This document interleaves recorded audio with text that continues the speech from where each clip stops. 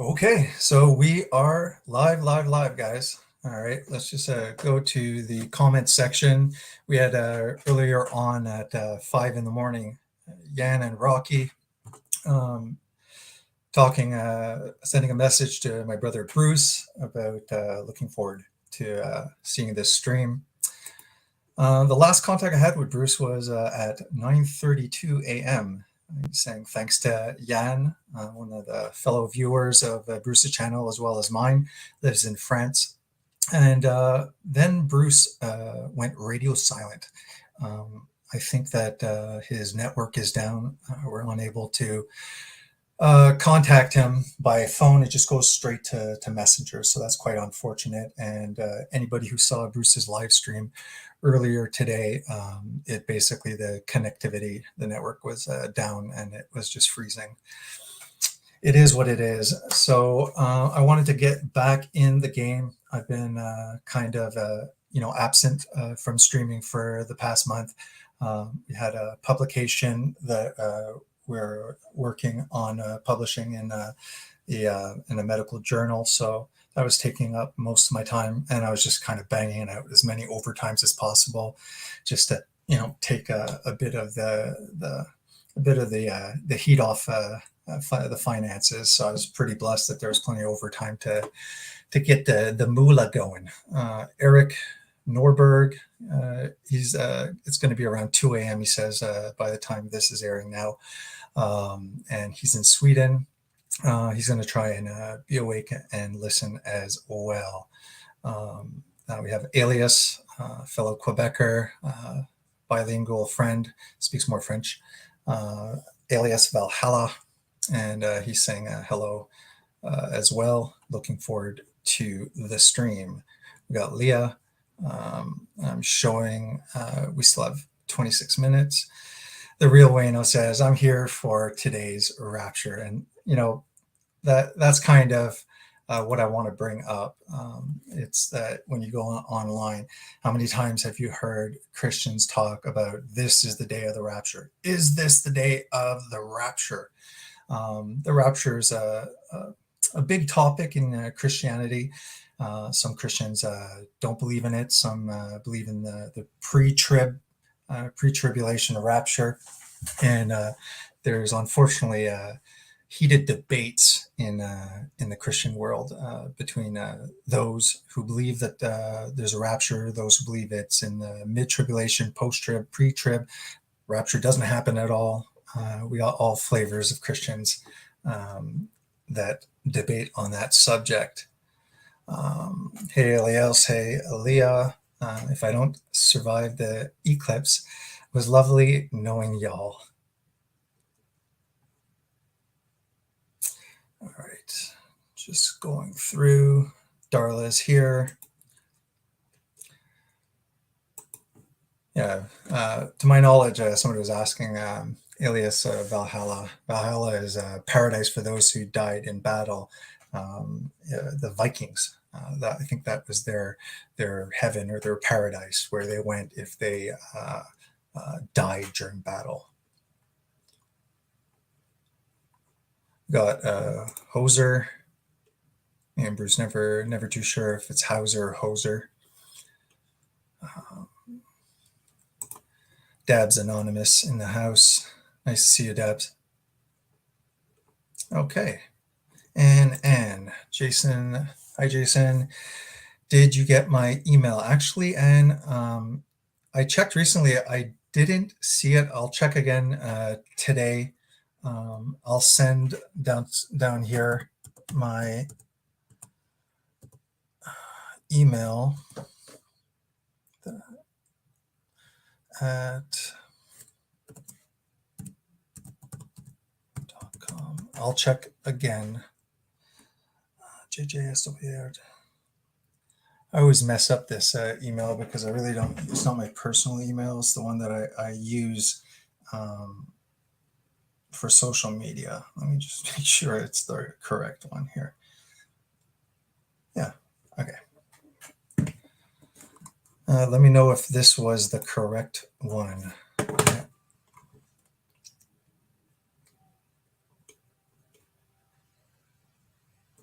Pat Krasar in the house.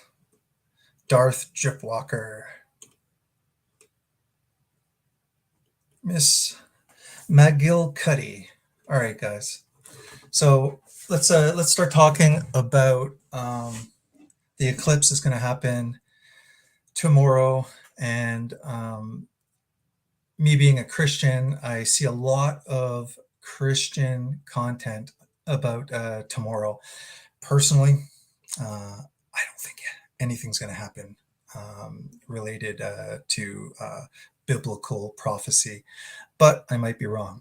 I've been, like I said, so busy that I was kind of wanting to invite somebody that had followed, that has some depth of study into this. So I wanted to invite Voice of Reason 162, Bill, to come on and to talk a little bit. Unfortunately, Bill lives in the UK, and it would be close to 2 a.m. So it just was not working out for him. So I said, you know what, I'll try and invite my brother, and Bruce is unable probably to join. So I'm gonna wing it, and let's get into it. Before going, I'm going to present a screen. Just going to give a shout out to Bill.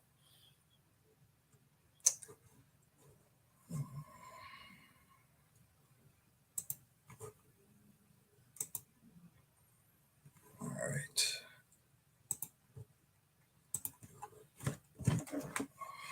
Just going to pop up the stream so I can see if anything is working or not working. Okay. So if you go to Amazon, you can look up Bill Bailey, his book that he wrote, The Millennium Reign. I encourage you to purchase that for him. This is his YouTube channel over here. Scroll up to the top. Bill Bailey at Voice of Reason 162. So he was the gentleman that I was hoping would be able to come on. He said that he has some information about the eclipse on his community post. So I'm going to check that out soon enough. Let's check it out here.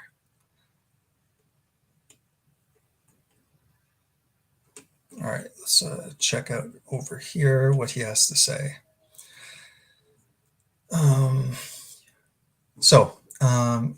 He starts by saying a place called Rapture, Indiana. X marks the spot, April 8th, 2024, part 1 of 2. The location within the state of Indiana, the coordinates he marks over here, and it's the name of the place is called Rapture, Rapture, Indiana. Rapture was originally called White's Settlement, and is one of the oldest communities in Posse County. It was laid out in 1838 by John Cox and became known as Winfield and also Bugtown.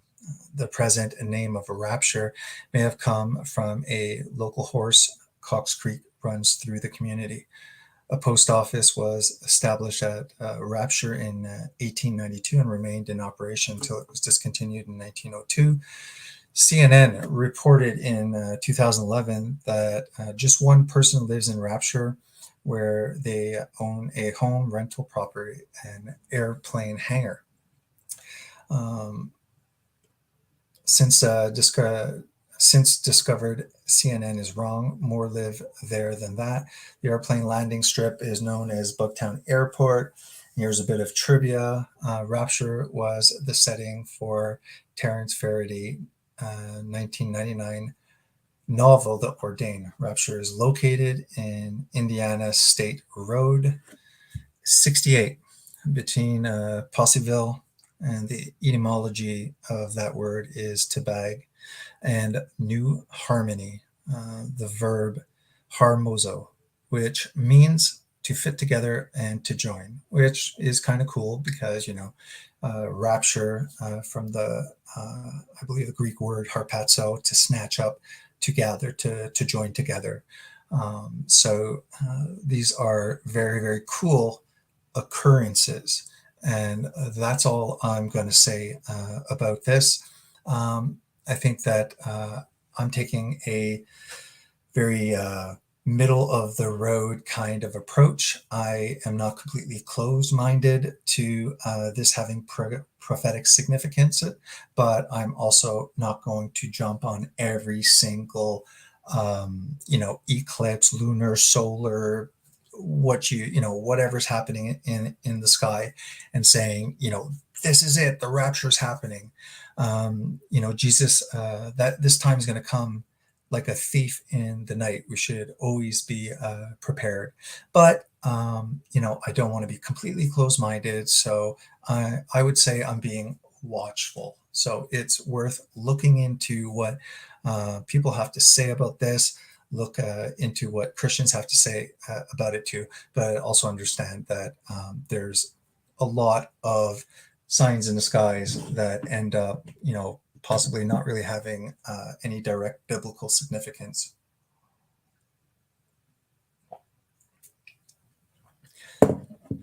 So to bag, join, and fit together. Okay, rapture, and he writes, "I like that." Coincidence? Question mark. It's the only place in the U.S. by that name, and it's directly in the line of totality. All right, so April 8th, be a great place to be, Indiana. Impressed. Now, the mind bender. It lasts 3 minutes and 49 seconds, which is 229 seconds at Indiana.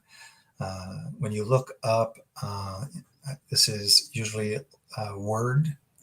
You can get these words in Strong Concordance or Blue Letter Bible. So I guess this person put in what the Greek lexicon would have for this word, and it comes up with the word to grind, and that's only found in 2 places, and those places are here in Matthew 24:41.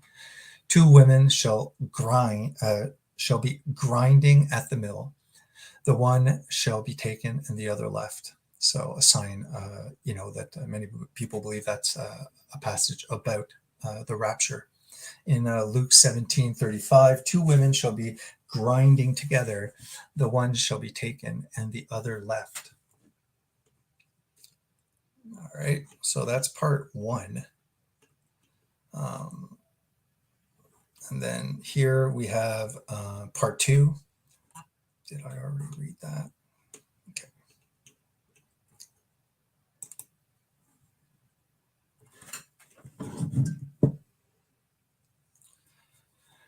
All right, so a place called Rapture, X marks the spot. This is part 2, and it's a message in the city names.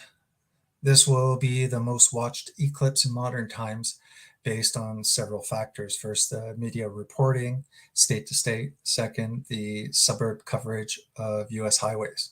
Third, the typical weather expected on that date.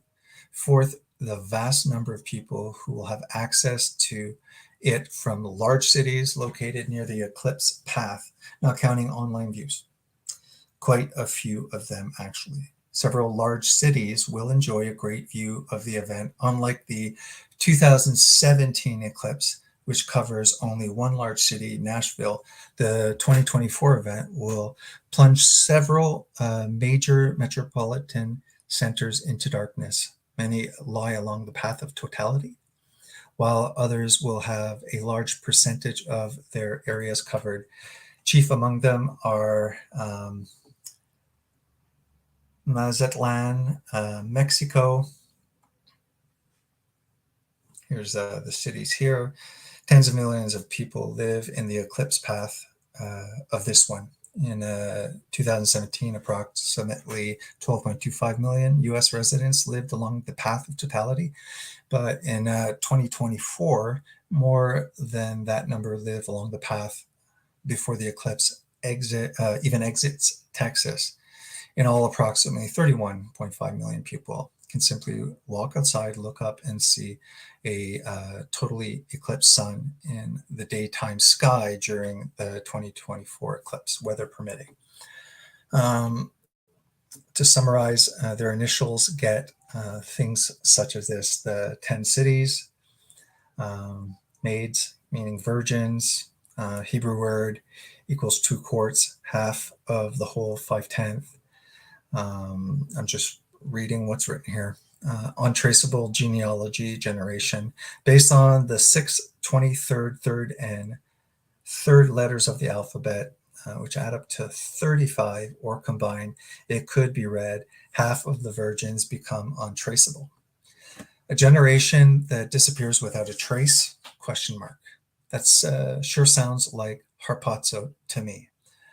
Written in the letters of the city names that this 2024 eclipse will pass through, one by one, spelling out the riddle. This doesn't mean this is the day. It does mean look up. Your redemption draweth nigh. Incidentally, did you know that that phrase look up occurs 35 times from Genesis to Revelation? Again, a coincidence, he asks, fits well with I'm coming and I am that I am. You know, coincidences like this make the inquiring mind go, especially when you appreciate rapture is a place this year where X most definitely marks the spot. One final point, when you add up these numbers, you get this codified text or word in the you can get this from Blue Letter Bible. You can check it out. The sons of righteousness look attentively and wait expectantly. But hidden among them is the word ignorant, also watch, but they see nothing. So classic wheat and tares, be found with oil, be found in Christ. Anything else you got there, Bill? And Bill's last post, I'm just going to go over here, make sure that Bruce is not waiting in the back. Unfortunately, he is not. I'm just going to go back to the comments. Hey, Kai. Nice to see you. We have a good 19 people, man. Probably all disappointed waiting for Bruce. Probably like, where's Bruce? Why isn't Bruce here?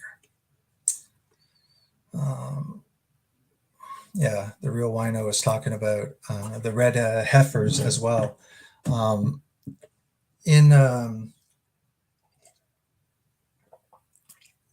I believe that the red heifer has to be without blemish, without spot.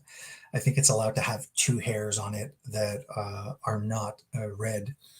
And to my knowledge, it has to do with the purification of the coming temple. Many people believe that in the end times there will be another temple rebuilt. A lot of people also don't believe that there'll be a prophetic temple rebuilt, that Christians are the temple of God. But the Jews who do not believe in Jesus, they are definitely itching to build a new temple. They don't want to build it just anywhere. It's basically going to be on the temple platform where the Dome of the Rock is. Is there space to be built beside the Dome of the Rock? Is something going to happen in the future where the Dome of the Rock, an earthquake or something topples it? Will there be a war over that location? I don't know. But there's definitely a lot of talk about the red heifers, and I believe it's something about the ashes of the red heifers purify either the temple itself or stuff that goes in the temple. I haven't done too much research, but it's been coming up a lot, the red heifers. All right. Thanks for reminding everybody. Hopefully there'll be a 20 thumbs up. Bill Bailey had very interesting info on his community posts. Yep. So I'm doing my best to just go through. He said he wasn't able, but he said check out the community. That if I go through it, I'd be able to get enough information. So that's what we're doing. And it's kind of like me. Nothing's going to happen. Um, I think that we are definitely in prophetic times. I think that many things are indicating that we are in the times and seasons of the end time, but not necessarily that this particular eclipse is going to have some kind of, biblical prophetic fulfillment. A lot of the videos by Christians that I'm seeing is based on Christians that are living in the United States. There are some really interesting and noteworthy kind of occurrences that are happening in the eclipse that are worth mentioning without me, putting my stamp of approval, saying this is legit, this is divine. But we all have to have, a spirit of being watchful, of open-mindedly listening to everything, but not always drinking the Kool-Aid every single time you read something on the net. And it's really hard when it comes to prophecy. It's difficult. There's a lot of different narratives and different biblical eschatology interpretations.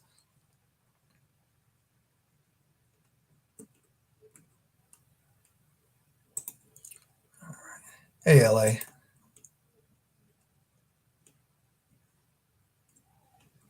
Close windows, lock doors, and stay safe. Where's Bruce? Why is this about religion? Because Bruce, his network is down. So I was going to briefly mention some of the stuff related to Christianity, and is there any connection with the eclipse? I'm more on the side of I don't think there's much going on there, but I did want to present what Bill wanted to show me. And Diana, that's why we're talking about that. So I wouldn't waste time. If you're here to see, if you're here to see Bruce, it's going to have to be for another time. The connection for Bruce is lost. He will not be here, unfortunately. Sorry to disappoint you. Elias is saying, Diana, no, Bruce is supposed to be the guest. It's the field adjacent, so you're gonna, yeah.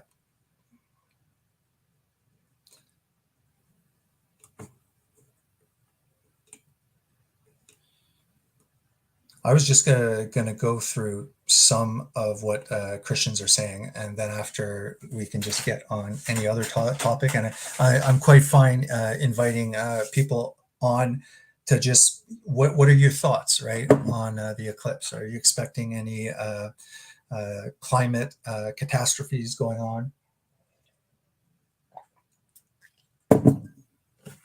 All right, let's go to something else here. Um,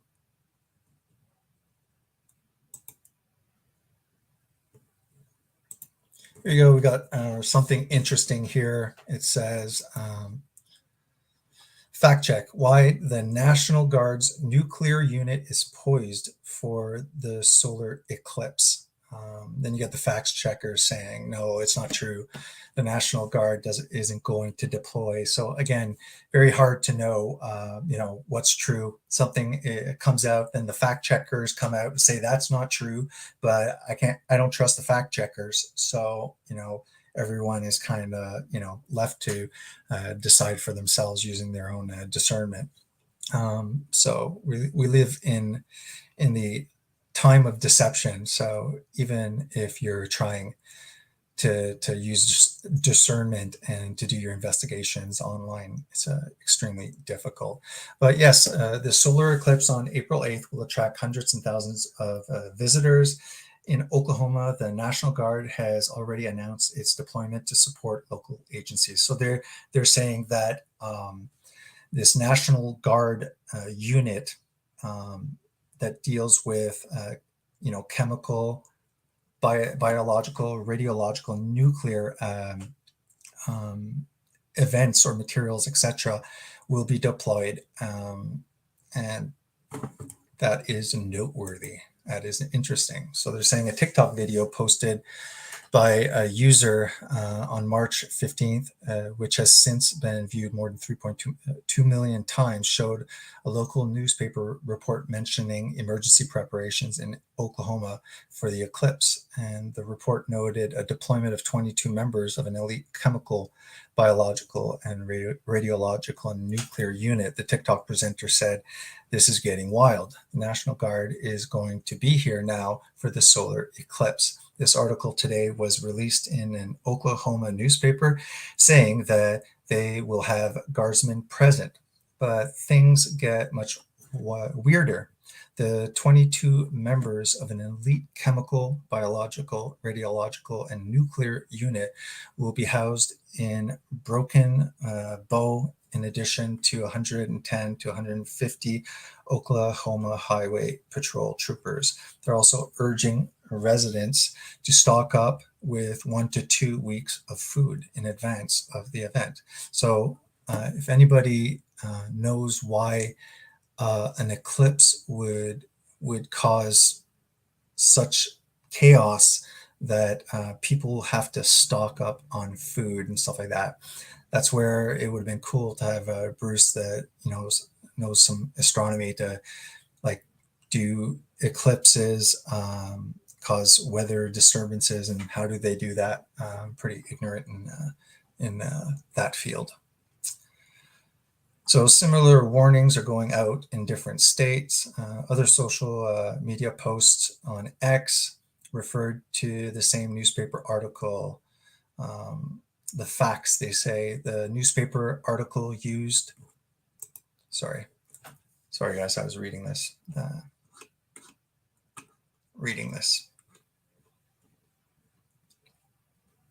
The newspaper article used in the viral videos first appeared in the Mercurton Gazette, local officials told Newsweek. The paper serves Oklahoma, Mercurton County, the location of the city of DeBell, which NASA has predicted will be among the 13 best spots in the U.S. to see the total eclipse. All right, so at least to a certain extent, they're saying that, yes, they are being deployed, but this special tactical unit is being deployed just, not for really their specialty. They're just being deployed to assist with crowd control, I guess.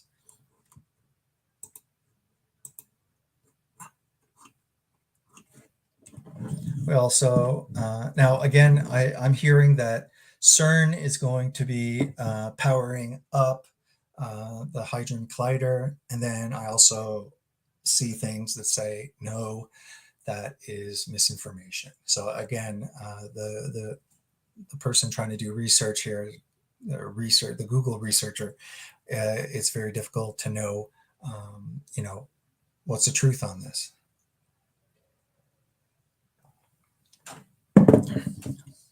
But over here, wonderfulengineering.com, CERN is going to test world's most powerful particle accelerator during April's solar eclipse. Who knows what can occur when they decide to do that.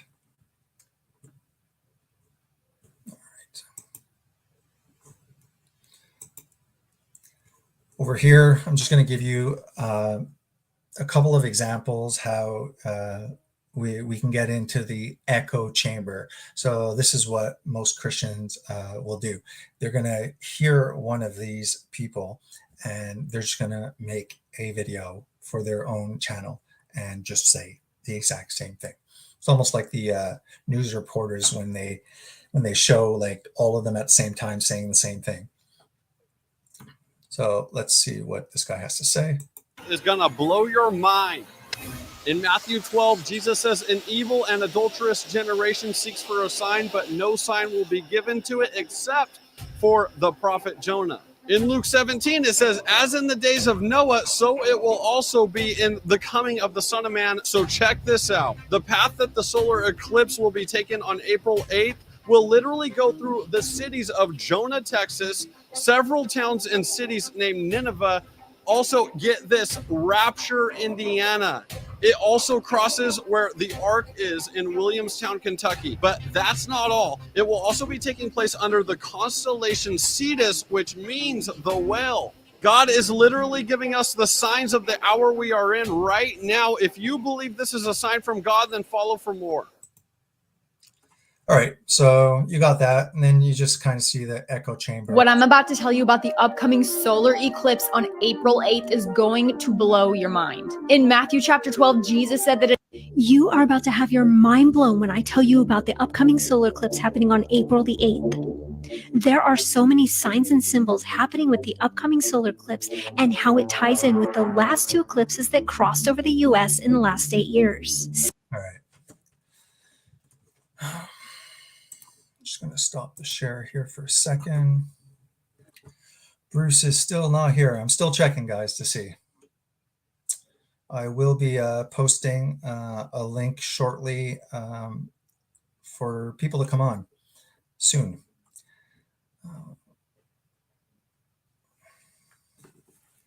They are going to take advantage of the eclipse to fire up. To be honest, it wouldn't surprise me. So what else do I got here? Oh yeah, it's worth pointing out here. Give me a sec. Entire screen.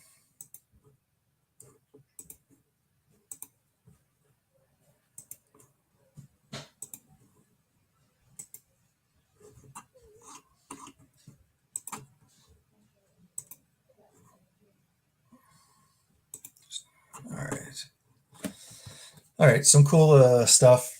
Just put together a few hours before starting because I had nothing prepared here. I was hoping Bill would come on and I could just sit there and let him spew out all the interesting information. Tried to do that with my brother too.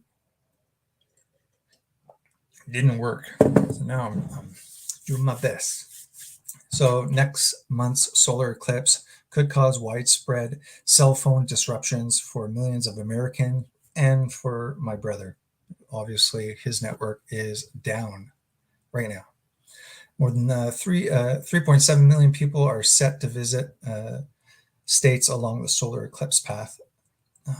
Officials are preparing for cellular disruptions due to the strain on local networks. There's a passage that says, and there will be signs in the sun, in the moon, and in the stars, and on the earth, distress of nations, with perplexity, the sea and the waves roaring. So, yes, this could be a significant sign in the sun and in the moon. It's just the sign of the season, it's letting us know that the end is near. Here's the, I believe, the 2023 trajectory of the annular solar eclipse that happened last year, and this is the trajectory of tomorrow's total solar eclipse. And what some Christians, like Trey Smith, you can see his channel. He's really interesting. That guy's wacky. I love his stuff. So when we're looking at the position of these heavenly bodies, he brings out that one of the satanic seals is this over here, this symbol. Interestingly enough, it has the physics of what happens during an eclipse. He also points out cool stuff. A lot of NASA and their emblems and stuff like that are very occultic, and he kind of is mentioning.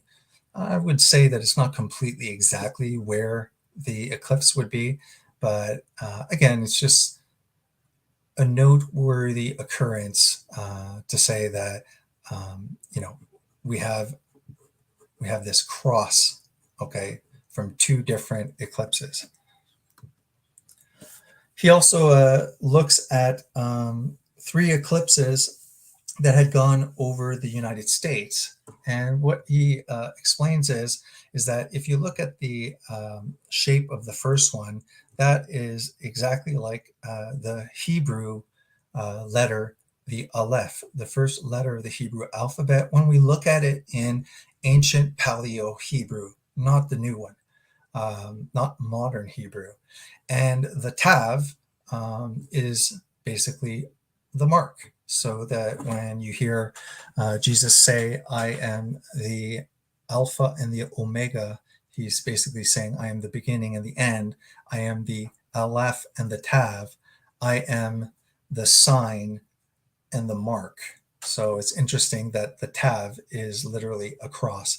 So what a lot of watchful Christians are talking about is that there's a mark right over here over the United States, as well as the Aleph, and they think that it's biblically significant that there is symbolically the Alpha and Omega that has been drawn with the eclipses over the United States. So a lot of the prophecies are American Christians thinking that this is a prophetic sign or message specifically to the United States that possibly judgment is coming. We can look and we see that there are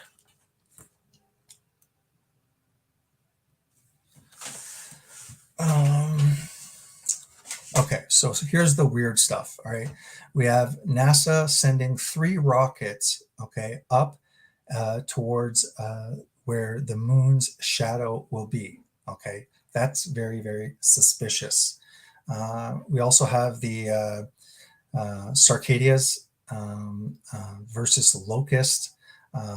So we're going to have these Sarcadias, which are very similar to locusts, but they're not exactly locusts. Locusts will ruin crops. Sarcadias tend to feed on sap and stuff like that, but it's going to be, to my understanding, soon the 2 different strains are going to be hatching at the same time. So we're going to have trillions of these causing issues. There's also a lot of talk about 7 towns or 7 cities in the United States named Salem. There's also 7 towns that are named Nineveh. There's also, I believe, Jonah, Texas. So what's happening is the 2017 eclipse that went over 7 towns or cities, whatever, cities named Salem. In the 2024, I believe that there's 7 towns, locations named Nineveh. When you look in the Bible, you have the prophet Jonah that is going to Nineveh to speak the word of God and to warn Nineveh that judgment is coming from God onto them for their sins. And they end up repenting, and a judgment does not come. So a lot of Christians are saying that the symbolism in here, the fact that there's towns named Salem, Nineveh, the town in Texas of Jonah, and also the path going through in Indiana, a town called Rapture, that all of this can be a very prophetic warning to the United States to turn from their sinful ways, to turn back to God. And this is why you're having Nineveh, Salem, Rapture, Jonah, all of these towns and stuff like that being incorporated in these eclipses. Another interesting thing, the World Economic Forum, you can see here that there's this movement through 3 rings, and it keeps on going here, kind of like the movement of celestial bodies. Is there something there? I don't know. I'm just saying that there's some cool occurrences, and you guys can take what you want from it. So why National Guard's nuclear unit is poised for the solar eclipse. We went through that. There is some evidence, although fact checkers are trying to say that nothing's happening. I don't trust any of the fact checkers. But supposedly, CERN is to test the world's most powerful particle accelerator during April's solar eclipse to search for invisible matter that secretly powers our universe. This is this is the article that I got on MSN. Worth looking into Sergio Bertolucci. I don't know, big high up guy in CERN that had said the quote, out of this door might come something, or we might send something through it. We're talking about portals. Also, there's the talk about during the eclipse that not only there'll be rockets from NASA being launched into the moon's shadow, there'll be studies on dark matter. Supposedly, CERN isn't going to turn on the ignition. We'll see about that. I don't trust them. And because of that, we also have the Devil's Comet that may also be able to be viewed. So as part of the atmospheric perturbations around the eclipse path mission, NASA is launching 3 rockets into the moon's shadow on Monday during the total solar eclipse to better understand what happens to Earth's upper atmosphere when the sun is temporarily dimmed. This event will be live streamed. The comet 12P, dubbed the Devil's Comet for its horns, may be visible during the total solar eclipse to those within the path of the totality. Comets aren't typically visible to the naked eye during the day, but the Devil Comet may become visible to the sky close to Jupiter momentarily during the eclipse, because the sky will be darkened once the moon blocks the sun. The European Council for Nuclear Research, CERN, will fire up the Large Hadron Collider, the most powerful particle accelerator in the world, on Monday, and collide protons together to stimulate the Big Bang. Though this won't be happening in space, the goal of the experiment is to search for dark matter, because although scientists have been able to theorize it exists due to the gravitational effects it has on visible matter, no one actually has ever seen it. So Forbes over here seems pretty comfortable saying that they're going to be playing with the Hadron Collider. As we know, the Hadron Collider is outside of CERN. We have that pagan altar to the god Shiva, the god of destruction, to me, which again is we have Shiva with her many arms, and what do we have? Shiva is coming through a portal, basically. This here is basically the Tower of Babel. This is what they mean by building a tower to heaven. So weird stuff, always shooting rockets into the heavens. There's nothing in and of itself that's wrong with gaining information from the stars. You have the Mazzaroth that we hear spoken about in Job. And it's pretty much similar to the zodiac. It says that the stars, the moon, the sun are signs in the heavens for seasons and for events and things like that. So again, there's nothing wrong looking and mapping out the astrological movements. The Mazzaroth existed in Judaism. So again, feel free to visit Bill Bailey. And this is his, you can find him at Voice of Reason 162. And again, the Millennium Reign, the paperback, go on Amazon and look for that. And please encourage a fellow friend of the channel and buy his book. Here's just a little bit of a montage.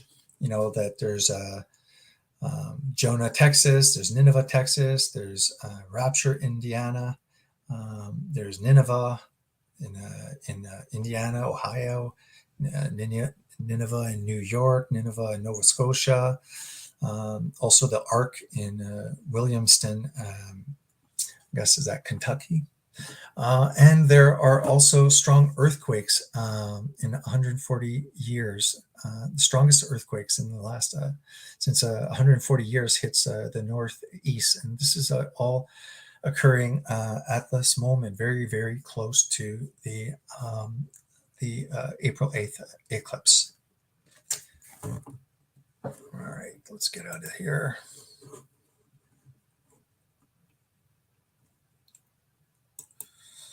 All right, Leah sent a $2 super chat sticker. Leah, thanks a lot. Greatly appreciated. Thanks. I applied for it, but I wasn't sure if it worked because I thought I had to put a lot more stuff before I would get some super chats, but that's pretty cool. Thanks a lot. Greatly appreciated. Hey, Alias. That's really kind, guys. Thank you. Now I have to figure out how to put this to declare this for taxes. Jonah was disobedience. That's why he was in the whale. Maybe a warning not to disobey. That's quite possible. Yep. Yeah. Don't run away from what God is asking you to do. You can't run away.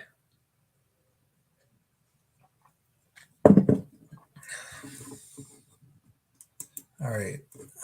Thanks again, Crazy Music Space Jam, for the kind donation. Very, very cool. All right. Let's get back into some stuff that I wanted to show you.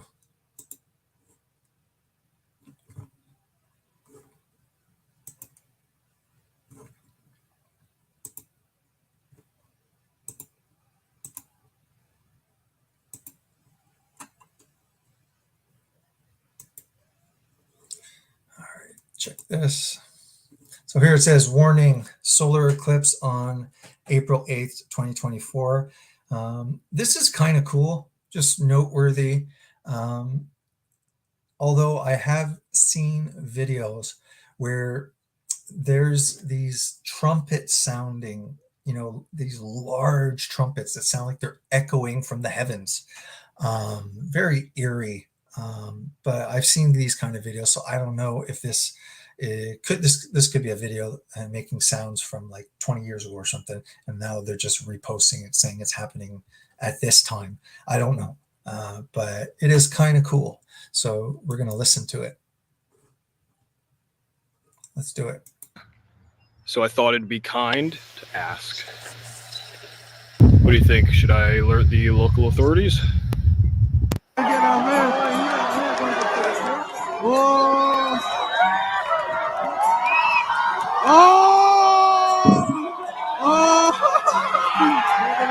I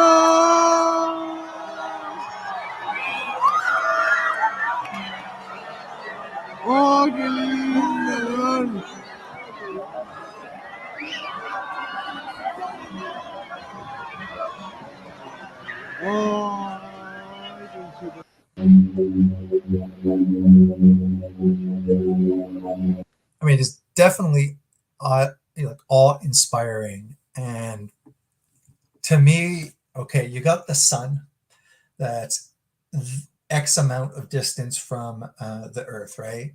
And it's that size.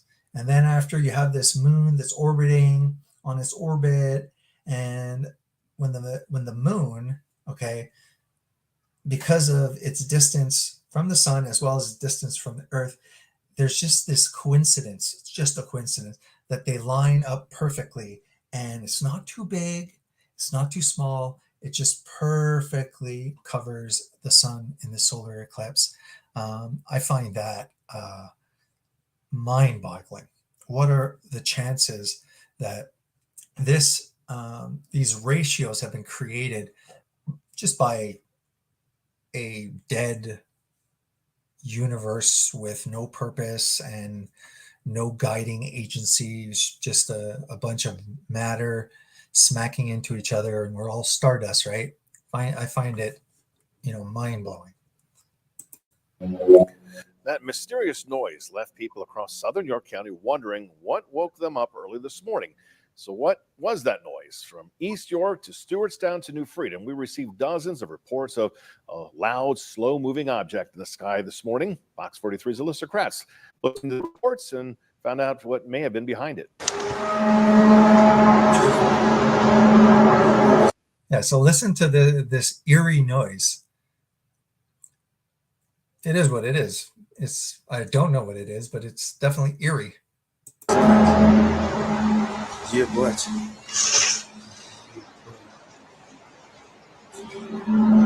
Yeah, it's just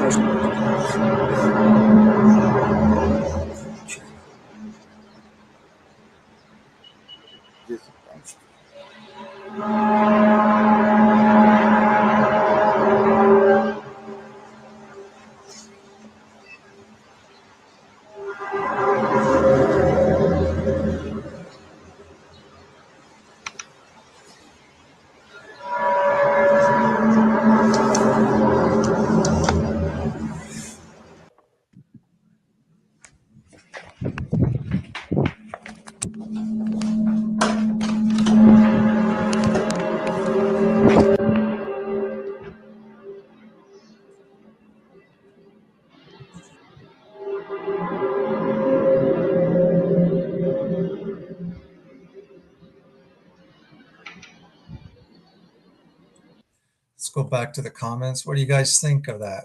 What is it? What is that noise? What is it?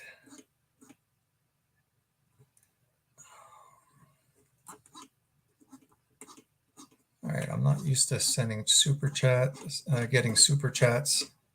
Thanks a lot, guys. Very appreciated. Just want to acknowledge whoever sent super chats. Greatly appreciated, guys. Now I can tell my wife, this is my second job. I have a job, okay? I do this because I'm making some money. It's not just for fun. I'm not just playing with my friends. This is serious business, okay, Michelle? So let me do my work. I'm 3, one of my favorite numbers. Don't forget, thumbs up. All right. Jonah was disobedient. Yeah, we mentioned that. Crazy music, Space Jam. Don't give anything to Trudeau. Yeah, please, guys, if you're in Canada, please do not vote for Liberals. I beg you. We got to get Trudeau out. I know that at this point everything's corrupted, but I'm taking the lesser evil. I'm taking conservative Pierre Poilievre, whatever you want to pronounce him. I know I wanted to be first looking. LOL, God punished me. Joking, I heard it here. Okay. Diggeroo. Better to him play didgeridoo. I'm not sure what that is. All right, let's continue.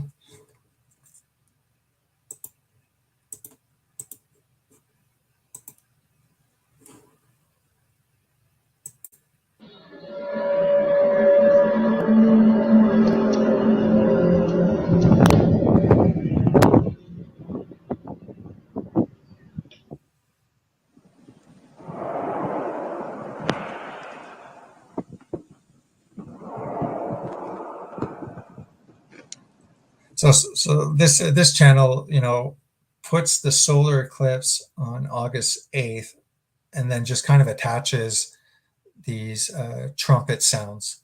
And why are we talking about trumpet sounds in the sky? Most people understand that the trumpets are found in the end time prophetic book, the book of Revelation. So the question is, people are asking, are these the trumpets? Very scary, that's for sure. Very eerie.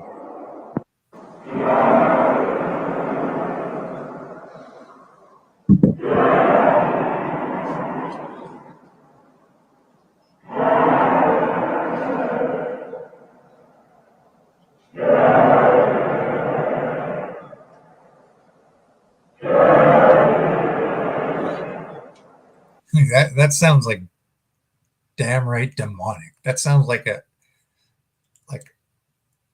I don't know, like you're in the middle of the Rockies mountains. You're deep wood camping, and you're 100 miles from nowhere, and all you hear is that echoing through the forest.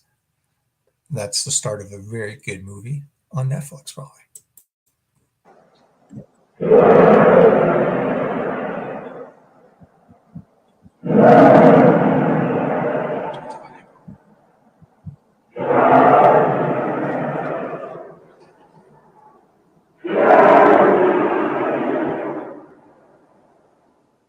Imagine a day turned suddenly to night, the sun's light obliterated from the sky, as if wiped by an unseen hand.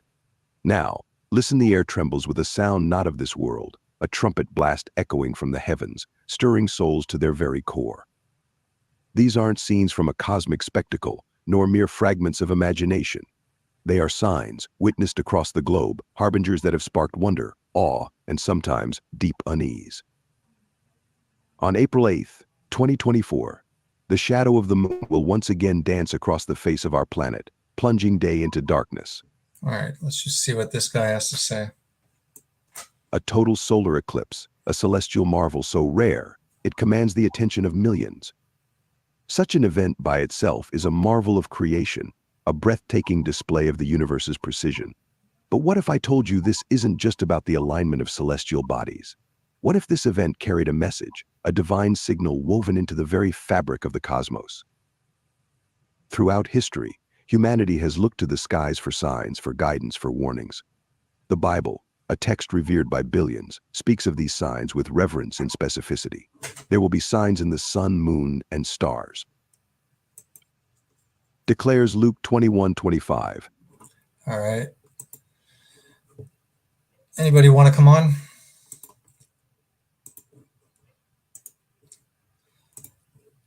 Pretty much presented what I wanted to show.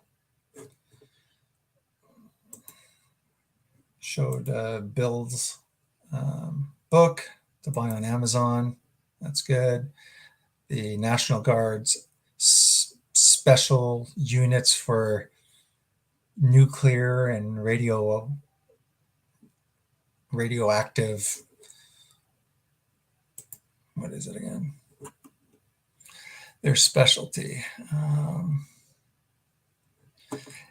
And 22 members of an elite chemical, biological, radiological, and nuclear unit. Yeah. Are they there in case something's going to happen, or are they going to bring something there? Who knows, right? Everyone's to not be trusted, the establishment. Who knows, right? All right. gonna bring this down.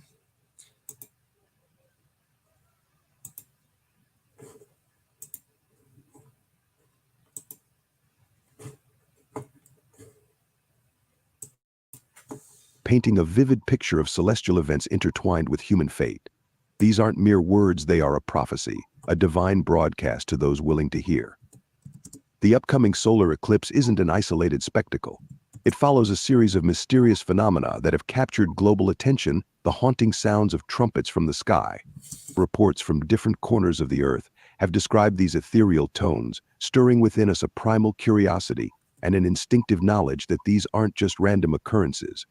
They're a call, a warning, perhaps even a prelude to events of monumental significance. Could these be the trumpets spoken of in Revelation, signaling the approach of pivotal moments in our spiritual and earthly existence? Are we, as humanity, standing on the threshold of prophecy fulfilled? Yeah, we shall see, my friend. Lots and lots of speculation.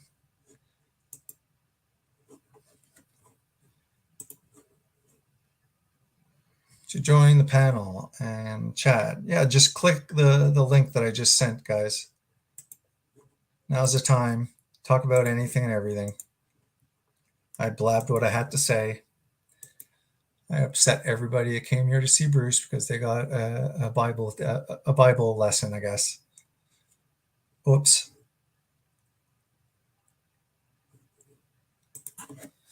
Join, Leah.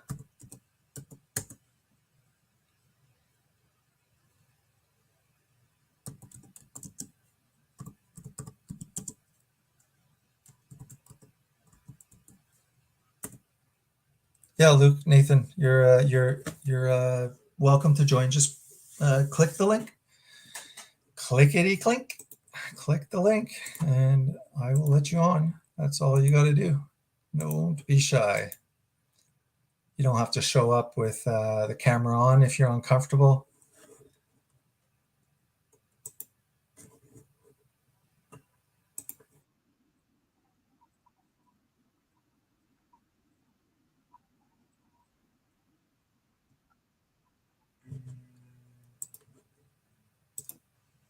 Hey, Luke.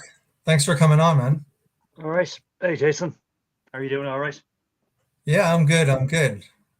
Where are you? Where are you at? In the States? In the UK? No, Ireland. Ireland. What time is Yeah. it there? It's Uh, probably late at night, or it's after about 1 a.m. here, actually. Yeah, 1 o'clock in the morning. Yeah. all right. So, like, what's your thoughts about this eclipse? Hang on 1 second now. Um, well, I mean, I think it's pretty much, I mean, there's more to the pyramid than meets the eye, really, if you ask me, Jason, to be fair with you, and, well, the way I see it, right, is that, uh, there's definitely something bigger than this, something a lot more truly colossal, which is going to be Okay. coming probably in the next few years' time or something. Now, call me old-fashioned if you want to on this, but I mean, always be prepared to expect the unexpected, even when you least expect it to hit you. That's Yep. that's what my philosophy is, really. Because I was actually I spoke to a couple of people there recently, right, about was there the other night, and I go to you see, there's a pub, for example, like literally just down the road from where I am, and I went there, was there the other night, and long story short, but I had a bit of a very interesting conversation with a couple of friends of mine, and they were telling me all about, like what's actually, like I mean, like what's actually happening and all that, and in certain other parts of the world, and I was like, yeah, I know, here in bits and pieces, here and there, so I talking a lot about, that how AI is actually going to be is really coming into effect in the next year or two. That every single country around the world is not going to have an actual, like a live monetary unit anymore. Yeah. And well, pretty much, like yeah. So pretty much, that's all happening anyway, Jason. That's all unfolding now. That's one of the Yeah, things. I'm definitely on the same page of them accomplishing what they're pretty much putting straight out the great reset. It's like Mm, turn it, collapse the current monetary system, make everything digital. So I can't even give you $5 behind their back. mm, And yeah, once it's digital, they have eyes in your wallet, and mm, then if you do stuff maybe they don't like, maybe they just like shut down your bank account like Trudeau did to us. mm, So that was a authoritarian glimpse of where we're headed. It's pretty disgusting how Canada went completely a place I was proud of to a place that I'm completely embarrassed.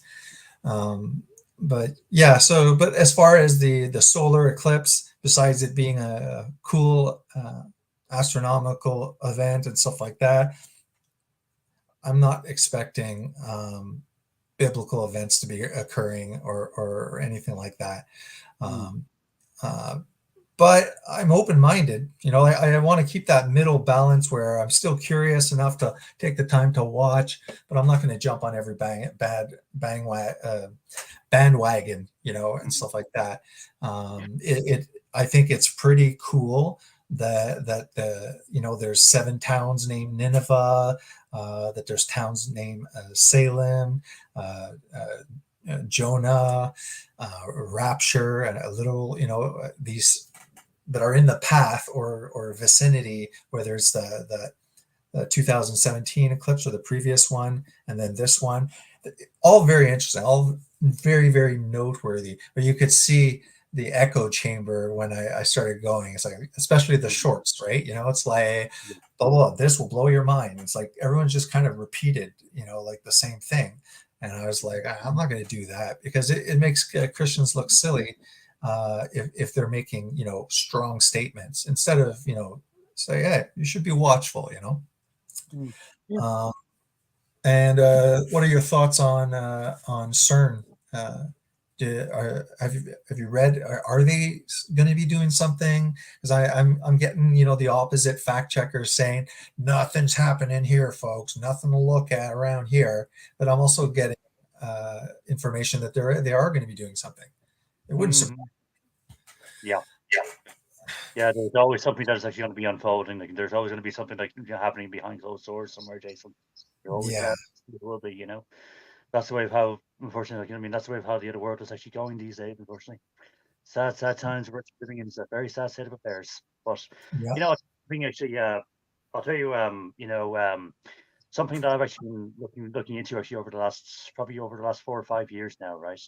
I'm looking yeah. into something called a very famous poem that was actually written by a legendary storyteller from Florence, Italy, several hundred years ago.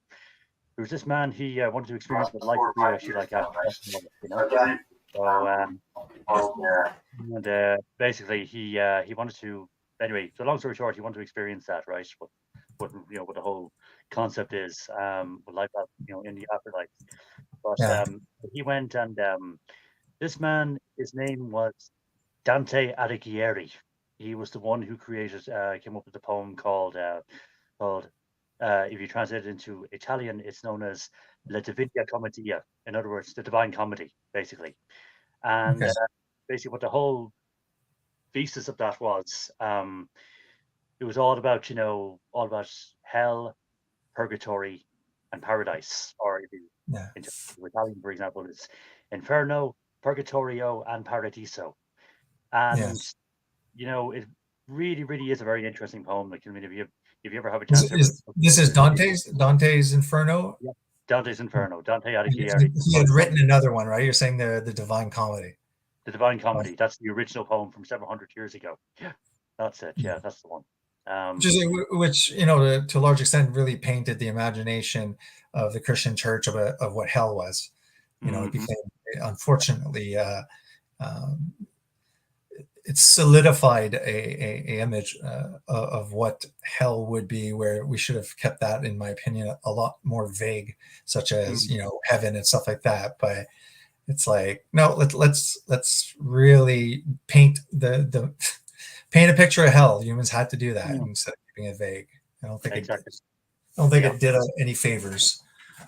Yeah, that's the thing, though, isn't it? Like, you know what I mean? Because I mean, you know, I've actually been studying that poem now. I've been for the last 4.5 to 5 years now, and I mean, like, it really gives a very, very clear insight exactly all about, you know, what modern society is actually all about today and today's standards, you know. I can't hear anything. Hey, LA, what's up? How are you? Gives a very clear insight exactly what modern society is all about today. I think you still have the echo, LA. Do you have something? Do you have something off? I think maybe I can put us YouTube open. That's why it's actually echo. Just gonna mute LA's. LA, it seems like you're on again. Is it possible that you pressed StreamYard, but the original thing you were watching me on, you didn't turn off? Because there's definitely an echo. I just shut your mic off. Is there anything? Let's try it.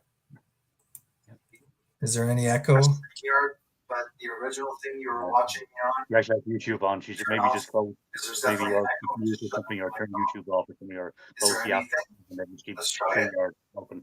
Hello? Hey, we can hear you, but there's definitely an echo when I allow the mic. See, now I just stopped it. Girl, nobody talk, just let her talk. Maybe she wants to say something. What's up, LA? I hear you, but there's definitely an echo when I allow the mic. See, just stopped it. Is this one work? Is this one work? Talk, just let her talk. Maybe she wants to say something. What's up, LA?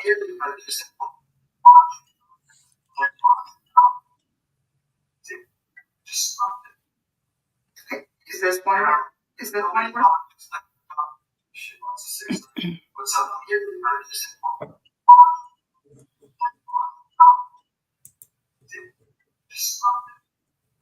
Sorry, guys. Yeah. It's something up with your side. Do you have anything popped up? Is this? Sorry, guys.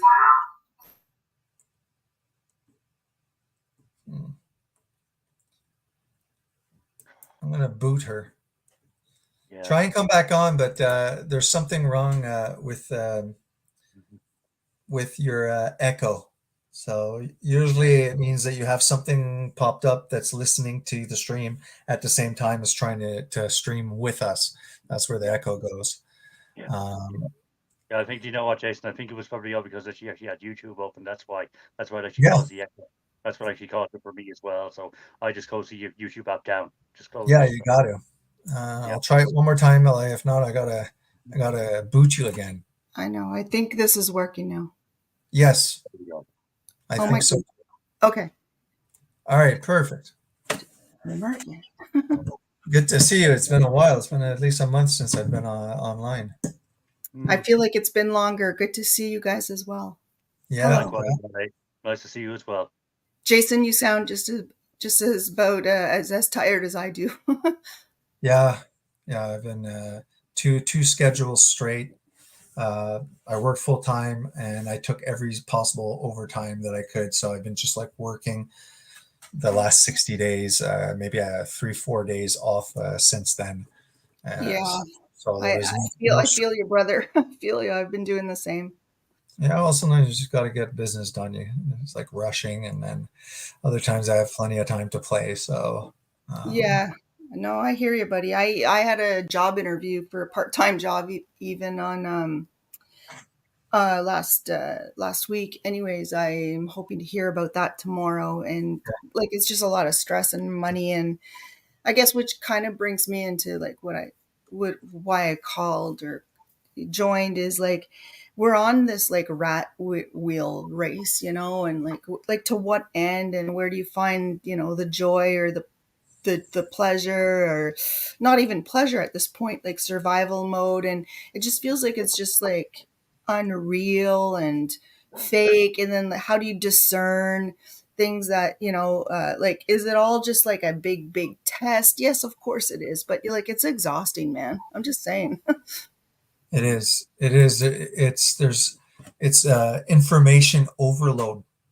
and even there's just too much coming at us, and a lot of it is fake maybe, and there's just so much information. I feel like, yeah, even a discerning eye, that you're somewhat drowning in the information.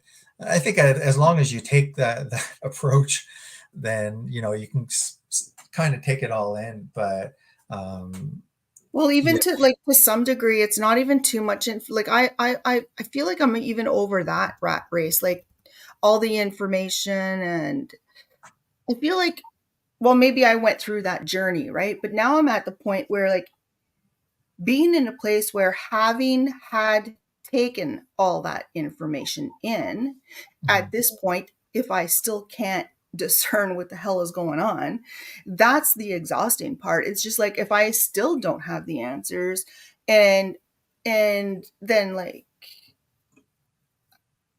I don't know, like, it's exhausting. Like, honestly, I feel like everything you and your brother talk about, and everything we've learned, and it just goes on and on and on. And it's like, well, you know what? At some point, you get to a point where it's going to be like, we're never going to freaking know. So, like, why don't we just, I don't know, throw our hands up and just say, like, whatever, man. I don't know. I don't know. I'm not gonna know. We're not gonna know. And then what are we supposed to do? I don't know. So a little bit, feeling a little bit like that. Yet we still kind of get up every day in the rat race and do what we're supposed to do, what we should do. We think we're doing a good thing. Yeah. At other times, it's kind of getting a little bit nuts. So, like, I don't know. Like, it's a little bit of a rat race for sure. I don't know. Maybe I'm just getting too old. I don't know. Oh No, no. things are getting very, very, very nuts socially out there. There's a lot of, in my opinion, very dangerous ideologies, false ideologies, not based in reality, that are being pushed on our youth. And I agree with that. Yeah. and Big time. this just weird. Like if we're having a hard time in our easier age, right? How the heck are we supposed to expect this from our youth? And then you wonder why the whole planet's falling apart. Like, it feels like a spiral at this point, a little bit misguided. I don't know. I don't think so. Like, I have good kids, man. Like, they're great, they're smart. They're making their way in the world. But do I want to see them at my age falling apart like this? I'm not exactly sure I want that for them. So that's where, like, it kind of falls apart for me, is kind of like what you guys were saying earlier. Yes, AI, yes, technology, yes, social media, all this stuff. It's no more, getting up to nature and in your small little zone, and like, well, I've always taught my kids this: treat others the way you want to be treated. The golden rule for me is the golden rule. And so, but they're finding themselves in their very early 20s having to deal with the big bad world out there. And I think, in when I see that, and then I see where I'm at, it's kind of like that's a little bit where I lose a little bit of hope. Is like, if I can't give them inspiration, because I'm not even inspired anymore, and I don't have the answers, and, like, it's kind of like a craziness. It's like a rat wheel, I don't No, know. Yeah. it is. You're right. You're right, because I'll tell you something, right? Where I live, see, I live in the Republic of Ireland, right? And every Tuesday and Thursday, I'm normally, like, up around in the Dublin city centre and places like that, right? And well, long story short, and well, to put it very mildly with you, right? But what I see is, I see nothing more. I see nothing more but innocent Irish men, women, and children on the streets of Ireland, homeless. We actually have close to nearly over 15,000 Irish men, women, and children here in Ireland, homeless in this country right now at the moment. 15,000, right? Imagine that. Which I know probably may not actually seem to be like one, like a very vast majority of people homeless, but it is definitely happening here. Like, you know what I mean? And it's like, it's gotten so rotten now. It really has. Because I came across a homeless person over there last over there, not this week now, not Tuesday of this week, but last Tuesday of the week before that. I was up around in the Dublin city centre, down along Henry Street, in deep Dublin too. in the city center of town. And I basically came across this guy, right? And he had actually been homeless for been homeless for 10 years. 10 years homeless. He was Irish as well, like, you know what I mean? And, and he was trying to get into basically trying to get into somewhere to say, like, him trying to get in and get his head down for the night, you know what I mean? And honestly, like, you know what I mean? Like I was like literally just, he was like literally at his very wit's end, you know?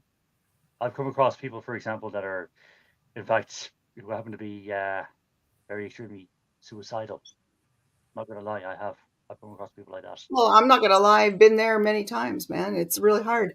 But at the same time, when you say 15, what did you say, like 15,000 homeless? Yes. You're right. It's a very small number when you're looking at the big bad world out there. Like it's larger than that, and it's bigger problems. And I don't know.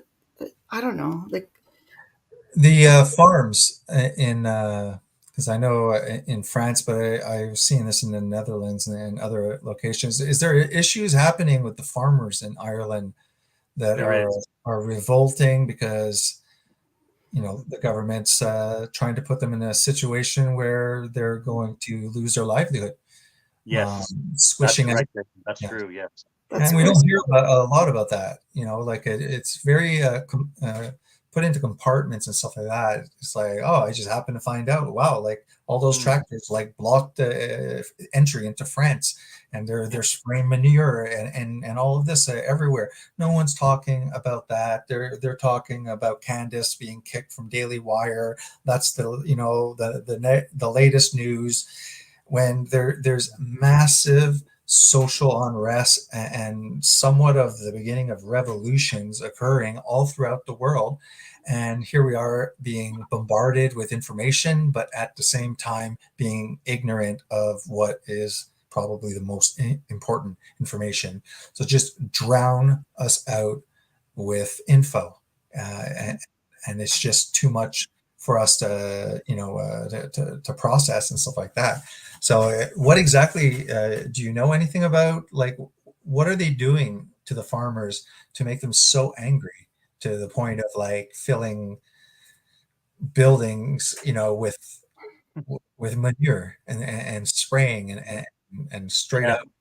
I mean, it's all because, Jason, let's be honest here. Let's to call a spade here, right? Where I live, for example, right, I'm seeing it happen all the time. I'm seeing all these innocent men, women, and children who are all Irish, by the way, who have nowhere to go. All the hostels, for example, all the hotels in this country are all overrun with drug dealing and violence and all this, and just very bad people. Now all Yeah. of a sudden, we have this other problem as well, which is all this intensive level of diversity, multiculturalism happening here in Ireland as well. Yeah, So that's we're not a good thing, in my losing all that. opinion. well, Retrospectively, not the way well, you're doing Yeah. it. I'm not saying but we can't all be we should all like. compartment. I believe in immigration to a certain extent, Mm. but it has to be done legally. And Yeah. before, when people got immigrated, they went through whole courses about the culture that they would be joining and stuff like that. I And did immigration law actually for my yeah, first 2 years in law. So, now but, I that was find many that, years ago. I was 19 years old back then, and I was like, the whole world should be one. And like, I get it, but that now, well, 40 years later, now I'm thinking a lot of different things. But me too. I don't know. I just think Yeah. I think it's less about immigration. I think it's more about mental and hearts and intentions, and it doesn't I get the whole movements. It doesn't matter who you are, what you look like, all that stuff. The problem with that is it's ideology, and I'm kind of like losing my whole hope that like that's all great on paper, but it's just not working. There's just way too much reality, racism, hatred, negative, like that's all coming into play. And that's the part that is kind of like getting me down, because I don't understand other people who think that way. But then again, who the hell am I, right? Like, I don't know. I don't fucking know anymore. I literally am at the point where I just really don't know anything anymore. I feel like an entire wasted life of even good intentions at this point. out the window, man. Like people are fucking killing each other. They're, they don't care. They're not treating each other nicely. And I'm like, if I lived an entire lifetime feeling like this, which is exhausting, by the way. And well, I do litigation. So anyways, that's exhausting in itself. Jason does medical. These are like really high intense type jobs. And I don't know how like we see the yin and the yang. Jason, I know for a fact you do. You see people who are like constantly doing the best and surviving, and then you see the lowest of the low. And I don't know, like to live in the middle there, it's kind of like a little bit difficult. It's like most people, I don't know, like it's tiered, man. Like people are up, they're down, they're in the middle. It feels like a whole like soup of crap. And I don't know about you guys, but it's exhausting, honestly. It is. You're not wrong, LA. You're not wrong. Yeah. But, I mean, look, like what I was saying to Jason about this, shortly after I came on here, but there's more to the pyramid than meets the eye. And it's not the all-seeing eye that you guys might be thinking of, but it's the all-seeing eye of a completely different kind. This is something that's much more bigger than this, more Do you truly think seismic. so? Yeah. Yeah, definitely. Can That's you like tell life. can you tell me a little bit more about like what you think about that? I'm curious. Pretty much, you know what I mean? Like, like everything that's actually happening now at the moment is all but just the start of the last few years and stuff. All but just in the very beginning. It really has, LA, and not only that, but just when exactly is enough for you ever going to be enough? You know what I mean? That's how I feel. What is that line? Like it feels like I think back in my life, I think back and like things were like either I was oblivious or happy, and then I thought like, okay, then there was a lot of tests, and I tried, and I passed, and I did my darndest, and then like now it's just got to the point where it's just like exhausting, and what am I doing, and to what end, and I have no answers, and then like how even do I continue to inspire other people? It's kind of that's out the window. Like it's kind of weird like that, I don't know. It feels weird. I feel like I don't know.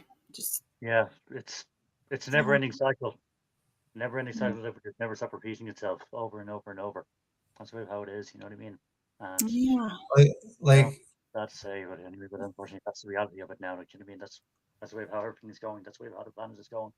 It's funny that you say cycle, but yeah, like I don't know, like I don't want cycles. I want like new and better and up and all that good stuff, and it's just not happening. And people can't just say like, "Oh, just change your frame of mind." Like that doesn't happen after, in my case 53 years. You're not just going to like you're not just going to like wake up today and like change your mind and everything. Like everything is like built. You build it in your mind, you aspire, you want to do things and stuff like that. But when you don't see positive changes, which are out of my personal control, like even like politics, like what the fuck, Biden, Trump, what the hell? Let's not go there. But I mean, like 80-year-olds trying to like tell me and my younger kids how the hell to run the planet. This is stupid. Like it's just ridiculous.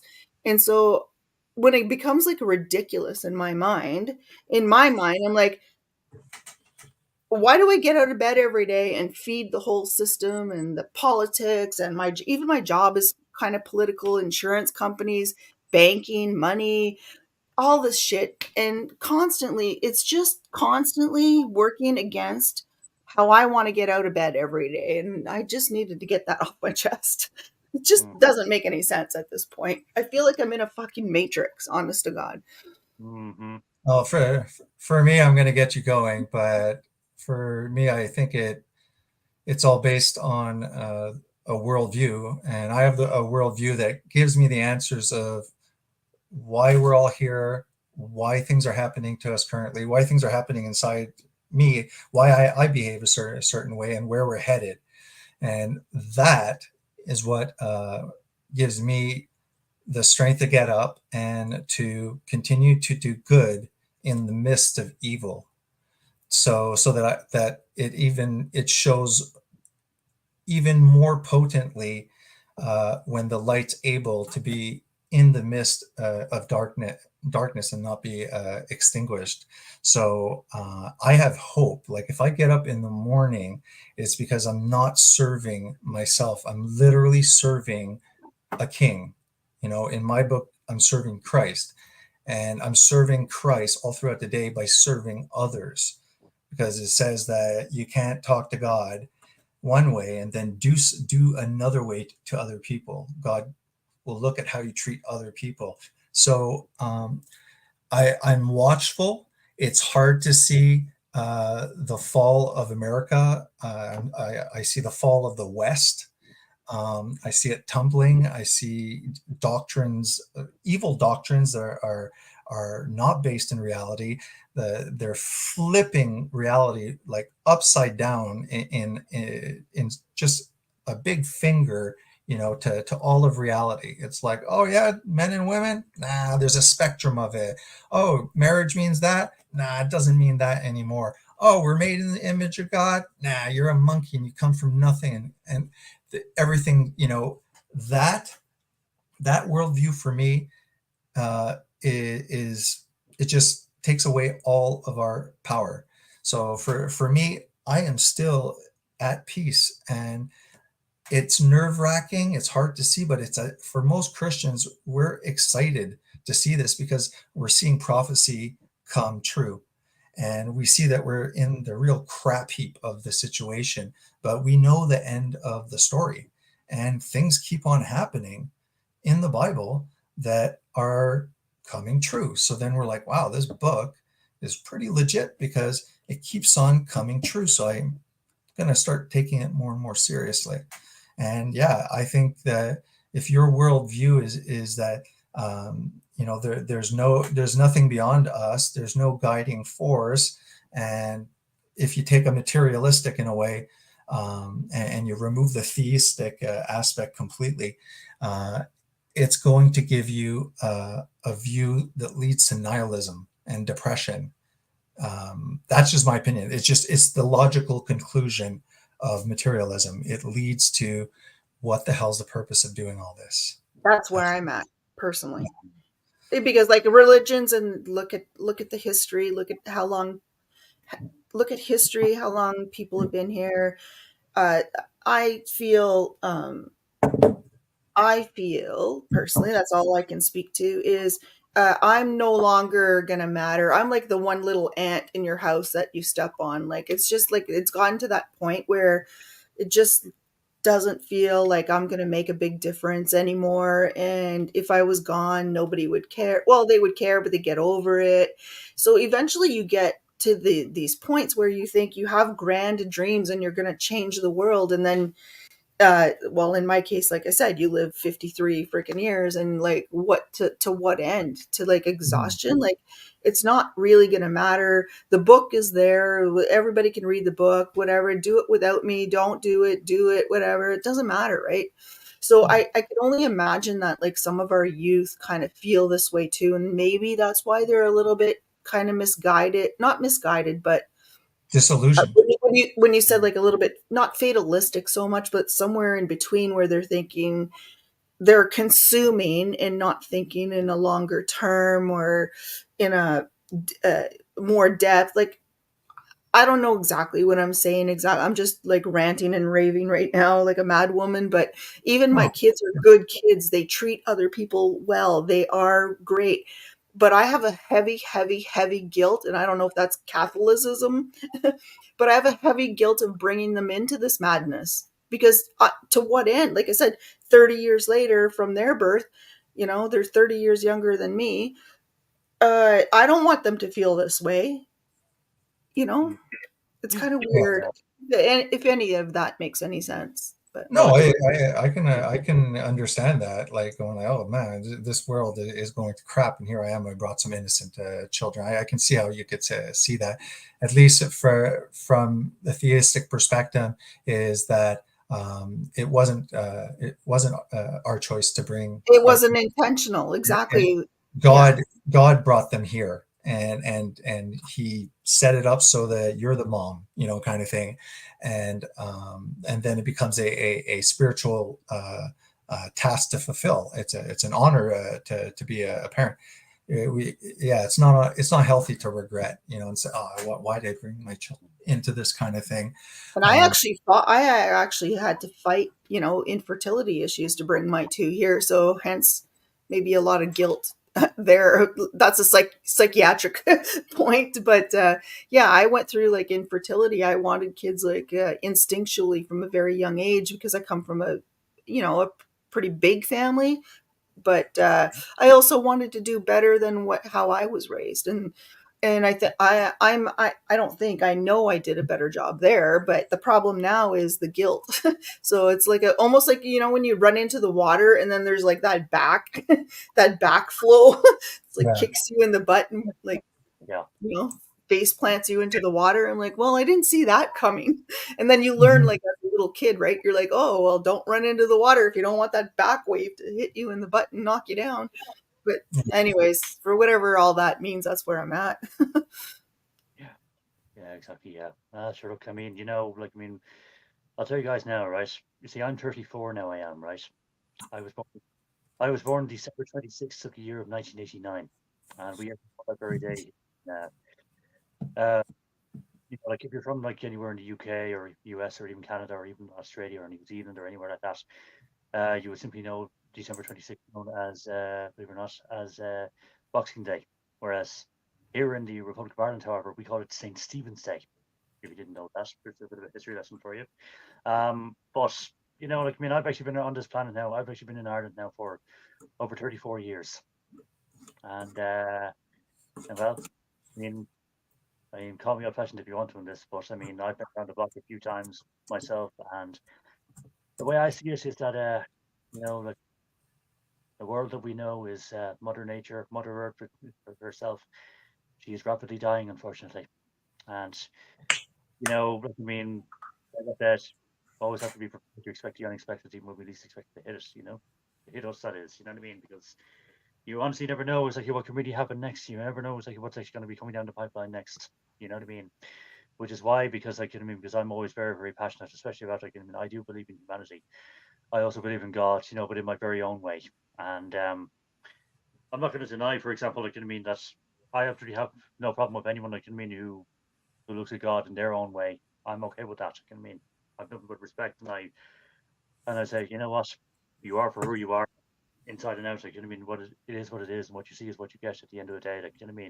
But when and when everything all comes, when it all comes down to it, though, like I mentioned earlier on, there is always something that is always going to be much stronger. There's always going to be something that's going to be brighter. And one particular, I know one particular quote for you, for example. This is from a movie I watch, which I haven't actually watched now in the last few months or so, but it really still hits me right in the heart.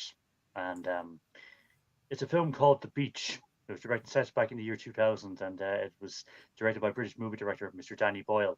It starred Leonardo DiCaprio, who plays as a young American backpacker called Richard, who was traveling through Thailand in search of the beach, in search of a very famous lagoon in the middle of nowhere. Right? The quote goes like this, and I'll give it to you now. Trust me, it's paradise. This is where the hungry come to feed. For mine is a generation that circles the globe in search of something that we haven't tried before. So never refuse an invitation. Never resist the unfamiliar. Never fail to be polite, and never outstay your welcome. Just keep your mind open and suck in the experience. And if it hurts, you know what? It's probably worth it. You hope and you dream, but you never believe that something's really going to happen to you. Not like it does in the movies. But when it actually does, you expect it to feel different, more visceral, more real. I was waiting for it to hit me. It goes on, by the way. It doesn't go on. I'm surprised you remember all that. That's really cool. Believe me, honestly, it's something that has always actually been with me over the last several years, at least. You know what I mean? But it goes on in me. Then paradise turns to hell. It goes on in me, right? But then there's nightmares and all that stuff. Like, don't get me going. Yeah, there is. I'm still waiting for my overnight sleep study on Friday, May 24th. I'm I'm exhausted, man. I'm trying to like understand why I have some. Well, the they're not going to be able to tell me all that. But I have nightmares. I have night terrors. I have night tremors. I can't sleep. I sleep for 30 minutes at a time. I'm constantly waking and stuff like that. But there's a lot going on, and a lot of it kind of, it's logical. It's just stress. It's stress in the world, and I don't understand why, the good days, they're gone, like, not, I'm not saying that just for me. I'm just saying, like, Yeah. kind of like what Jason talks to too, like just like inspiring the youth, and the stress is only getting weirder and weirder for all the kids and stuff like that. It shouldn't, they shouldn't be suffering like this. If I'm feeling this way, they, like, how the hell, it's only going to get really bad really fast in my mind. Like, Yeah. if I'm feeling this way from, like, and then I look at my parents, or like history is really kind of cool to me. Like, it's kind of like, there's good and there's bad in history. Anyways, that I've always been fascinated, and that's kind of maybe where the fatalistic thing comes in too, is because, like, well, this is going to be history someday here, what we're living in, right? So then, like, how are we going to change all this and make it better when everything is kind of like it's kind of like just spiraling, I don't know. It's just too much. Yeah, well, I mean, because the rest of that quote, for example, it goes also leads on like this, right? Okay. I still believe in paradise, but nowadays I know, but it's not something that I'm hoping to look for, because it's not about where you go, but it's how you feel for a moment in your life when you feel that you're a part of something, and when you find that moment, it lasts forever. It Basically, almost sounds like a relief. yeah. Well, you know why? Well, the reason why I've actually been reciting that particular quote is because, like, I mean, war is hell. As someone once said many, many years ago, war is hell. And, like, the world that we are living in now, it's rapidly changing. It's evolving day after day. You know what I mean? A lot of the older things, for example, like, the older layers of things like, that we've known about for, like, what, for the last 25, 30 years, maybe 40 years. It couldn't be even before my time now as well. But Well, centuries of war. That's the whole thing. That's the part, is like, once you're awake, I don't mean awake, woke, and all that stuff. I just mean, like, just look again, like, the history of everything. Like, nothing is changing. It's just another rinse and repeat, And that's the part that gets me personally down, is just like the rinse and repeat. There's a war here. There's going to be a war there. There's politicians here that suck. There's politicians coming up. They're not going to be any better. There's conspiracy theories that everybody in charge is all like, well, let's just talk about it. Like, are they all just like run by aliens that nobody's being told about? That's a big conspiracy theory. Like, do you go on and on and on about looking crazy about conspiracy theories versus wasting your entire life trying to understand it all? Like, that's the part that drives me to craziness. I have like friends that are like high-end lawyers, surgeons. Again, Jason would know, you deal with doctors all the time. These are intelligent people. Some of these, well, most people in these jobs, that like, they refuse to, like, maybe think about some of the realms that we in like, we have a lot of friends here in chat, stuff like that, about wondering about the bigger universe, the galaxy, other powers that be, and stuff like that, in politics, and who's in charge, who's not in charge. It starts to get out of control. Like, again, I've been like looking at this since I was a kid, and I don't know how people are not getting exhausted by the patience, or the waiting for an answer, or like wanting to make it, I don't know. It's the lack of answers for me. It's just making me kind of nuts. Like, I just want an answer so that I can, like, put my shoulders down and still do what I'm doing, which is a good job, and get to work every day and sleep. There is the biblical answer and narrative, which is a worldview. It's just that you don't accept it. But if you would come to believe, it is a worldview that pretty much sets you in a situation where, like, it's a good worldview because it actually has solutions to what we're seeing. A worldview that doesn't have solutions that you can use at the moment, probably not like, the best worldview and stuff like that. But as far as the Christian worldview, You were talking, it's like you need what we call to be reborn, a renewal of mind and heart. The doctors might be intelligent. Yeah, of course they're intelligent. So, and there's a difference between intellect and wisdom, because I see that they're definitely intellectual. But when I look at how they behave, I can see many of them are not wise. So there is a distinction, and you could actually be a very wise person with low intellect. In fact, sometimes it's the intellect itself that's the greatest barrier. Sometimes very, very high IQ, very smart people that are stuck in their heads just a little too much, have a great difficulty coming up with that.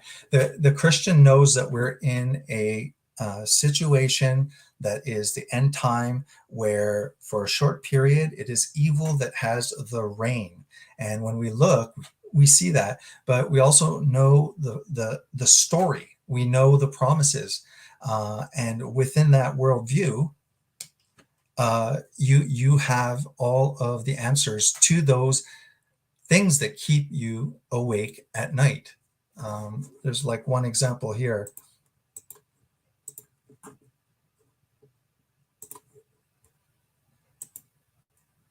I'll just unmute before you read that. I just read something about Darla saying I'm blurred, but I don't know exactly how to fix that. Sorry. I don't know. You don't look too blurred right here. Maybe you just like wipe your computer, just the camera part. But over here it says, so what the hell are we supposed to do right now? We're looking, like you said, you see the evil everywhere. It says, turn from evil and do good, then you will dwell in the land forever. This land forever is the promised land that we will receive. It's not here yet. For the Lord loves the just and will not forsake his faithful ones. Wrongdoers will be completely destroyed, and the offspring of the wicked will perish. Notice they're being just destroyed and perish. They'll cease to be. The righteous will inherit the land and dwell in it forever. So there is a coming time, a coming kingdom that the righteous will inherit, and something needs to be done for them to be citizens of this land. They can't enter with the fallen aspects that me and you and everyone else has, our ego, our fallen nature.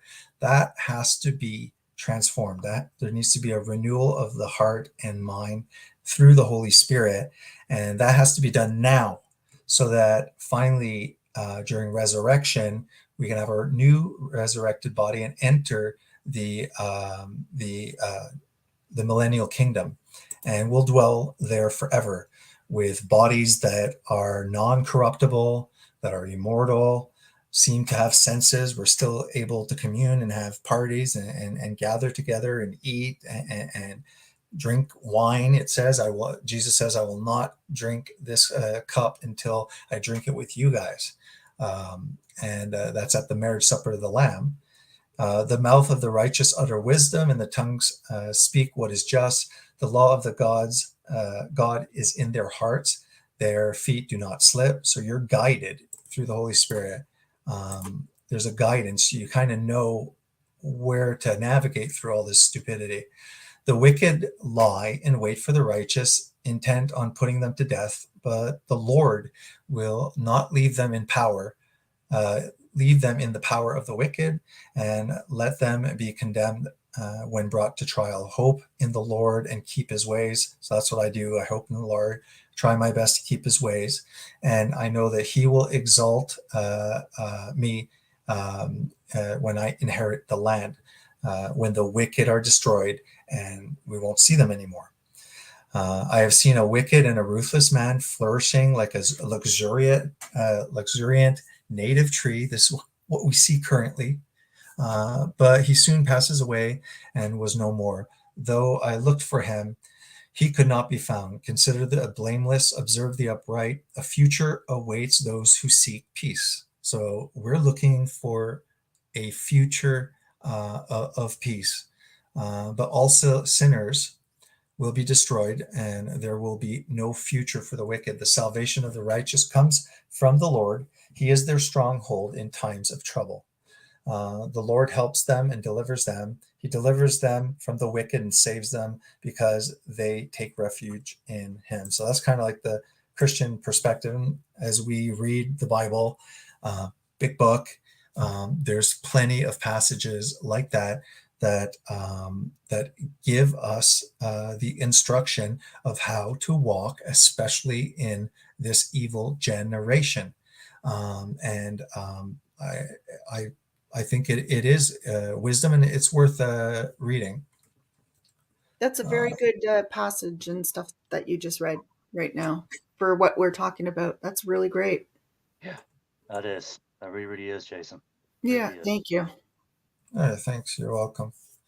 That's why I just find that, like I've always said, especially the Psalms and the Proverbs and stuff like that, if you're just reading it for wisdom, even just to start, there's there's a reason. And I don't care if people are going to say, it's been corrupted, this and that. Just read it. It's been around for thousands of years. It's still the bestseller. There's something about it. Even people that are new age buy their Bibles because they think that there's some kind of alternate message in there, like there's an attraction to it. But just reading Psalms, it's wisdom. Yeah, the issue with that with the young is they're never like in honesty, half of them don't read, and then the other half will read, but they're going to read a quarter of them might read fiction. Like we're all like fiction, and I'm a true crime specialist at this point. And then my daughter is actually she's writing a series of novels, and she could be. From what I understand, like all her the way she's breaking down her characters and her narratives and her stories, there it's going to be like an epic type, you know. Uh, she's got that potential in her. Like she's shown me like I'm not having a memory of it right now. Like I can't, and plus I would never divulge what she's doing, but she could be like the next big smart novelist. I believe that. I don't think I'm overstating that. She's brilliant. She's been brilliant since she was born. So like I think she could do this. But but that's rare, right? Like these people are rare in the world. That not everybody's like that or has patience for that stuff, you know. Yeah. Yeah, Yeah. for sure. Yeah. That's very true. You're not wrong on that. I'll tell you that. You're definitely not wrong.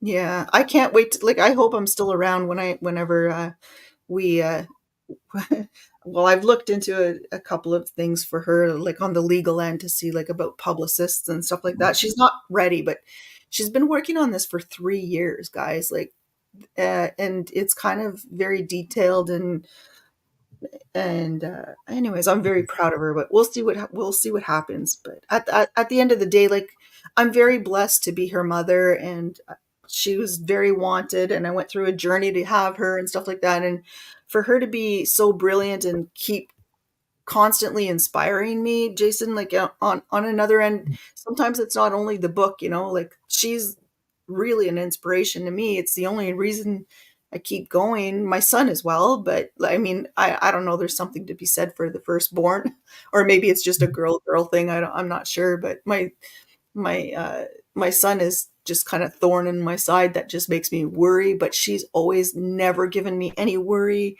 Inspiration, brilliant. I don't know what I did to freaking deserve her, but at the end of the day, I guess I'm truly inspired by how much time you spend, Jason, on doing this kind of stuff. But at the end of the day, it's kind of like a big task to bring kids or younger or youth into a situation of this mindset where I did not raise my kids in religion very specifically and on target uh, because I had a lot of questions about whether it was real, not real, with all the abuse going on in my era growing up with all the Catholic stuff and then well now with my true crime stuff that I'm following, huge trials in the States with the Idaho and LDS and stuff like that, like just a lot of crazy crap, right? And so Yeah.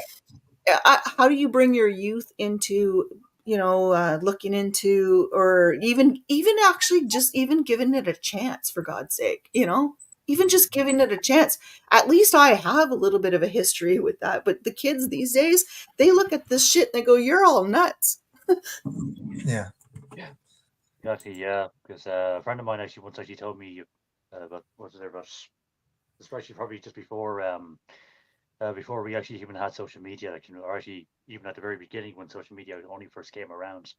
A friend of mine, believe it or not, he my friend Robert Kangley, was a good friend, a good mate of mine. I've known him for probably well over 30 years now, really, at this stage. I can actually went to primary school with him over 30 years ago. And me and him, we actually go back a long, long way, like, you know what I mean? And we actually lost someone actually about probably 8 or 9 years ago, or almost nearly 10 years ago now. We lost another good mate of ours, Dean Gonzo Kelly.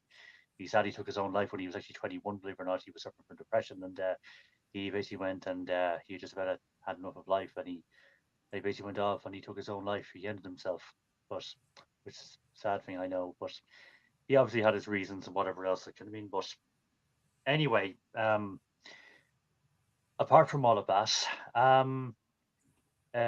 Dean's dad, I remember his name now, but he, like at the time, like when Facebook actually only just started, like, you know what I mean? I was actually when, you know what I mean? Like what my mates, like, you know what I mean? His dad said, like, you know what I mean? I was like, I mean, isn't all of this social media, it's all going to go completely, it's going to drive everybody completely insane. It's going to drive everybody completely mental. You know what I mean? And lo and behold, like, I mean, I was like, ah, jeez. You know what I mean? I was like, ah, Jesus, I yeah. feel like I'm getting there every day, a little bit more. Like I actually, I asked out loud the other day, or probably a couple of people, I'm like, whatever happened to the insane asylums? Like, can you please put me in there? Take me away. Like, Jesus Christ. Sorry, I Yeah. didn't mean to say that word, but I'm just like you get to the point where you're like, just like, I can just understand a little bit of what you're saying there, but Mm. yeah, it's just a really bad place to be. Mhm. Yeah, it is. Yeah, because I mean, like, because the way I see it is, right? Like, you know what I mean? Like, like there's like all of this, like, you know what I mean? Like, like, I mean, young kids today, like, you know what I mean?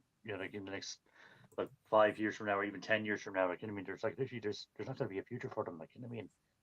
If the world I that don't we know. know, Like, I hope like, so, but the way it I is. don't know. I don't know.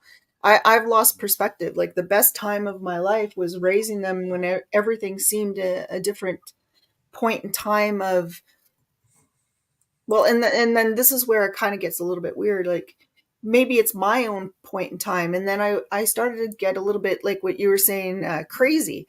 Like, I started to question myself, thinking like, like Sims and gaming and AI. And I thought, what if this is just like or, these game and shows and stuff like that? Like, what if that's really what's happening? Like, I literally started questioning myself. I'm like, this can't be real. Like, somebody's testing me and I'm like in a simulation that I think Truman is, Show, I like the was Truman literally Show. I was literally losing my mind. I thought, this is really happening, because life cannot be this weird. There cannot be wars and people being bombed that I'm seeing on television. That's just something I'm seeing. The people can't be dying. The world can't be doing this for like 40 years on end of like bad corruption, all the negative stuff that I see. And then like not enough good. And then I don't know. I just started to think, is this really real? I started to crack a little bit. I don't know. I can't be the only one, surely. No, no, you're not the No. only one. You're not the only one. Yeah, Here's a passage talks about towards the end. As far as the churches are, the Catholic Church, the Vatican, whatever, we could show all the satanic side of that. We've done that before. My opinion, very unbiblical. This is why there's Protestants that protested and divided. Now, the issue is that in the Bible itself, there's warnings that all of the churches are going to fall heavily into apostasy. They're going to become corrupted. So that's not something that Christians are not like, we're not blind to that. So each Christian, when they commune in a church, it's for fellowship. You actually should know your Bible. You shouldn't be going there to just learn. You should be as well being well taught. But here it warns, it says, for the time will come when people will not put up with sound doctrine. Instead, to suit their own desires, they will gather around them a great number of teachers to teach what their itching ears want to hear. They will turn their ears away from the truth and turn aside to myths. If you do not remain in me, you will be like a branch that's thrown away and withered, blah, blah, blah. There's one above here. I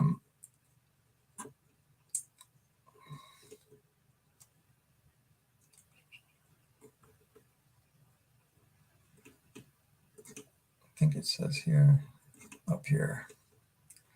Do not let anyone deceive you in any way, for the day will not come until the rebellion occurs and the man of lawlessness is revealed, the man of doom and destruction. So a gathering of Christians is two people. So I could have a neighbor come over for coffee, and we're sitting and we're reading the Bible. We're talking about our relationship with Jesus. There's a church.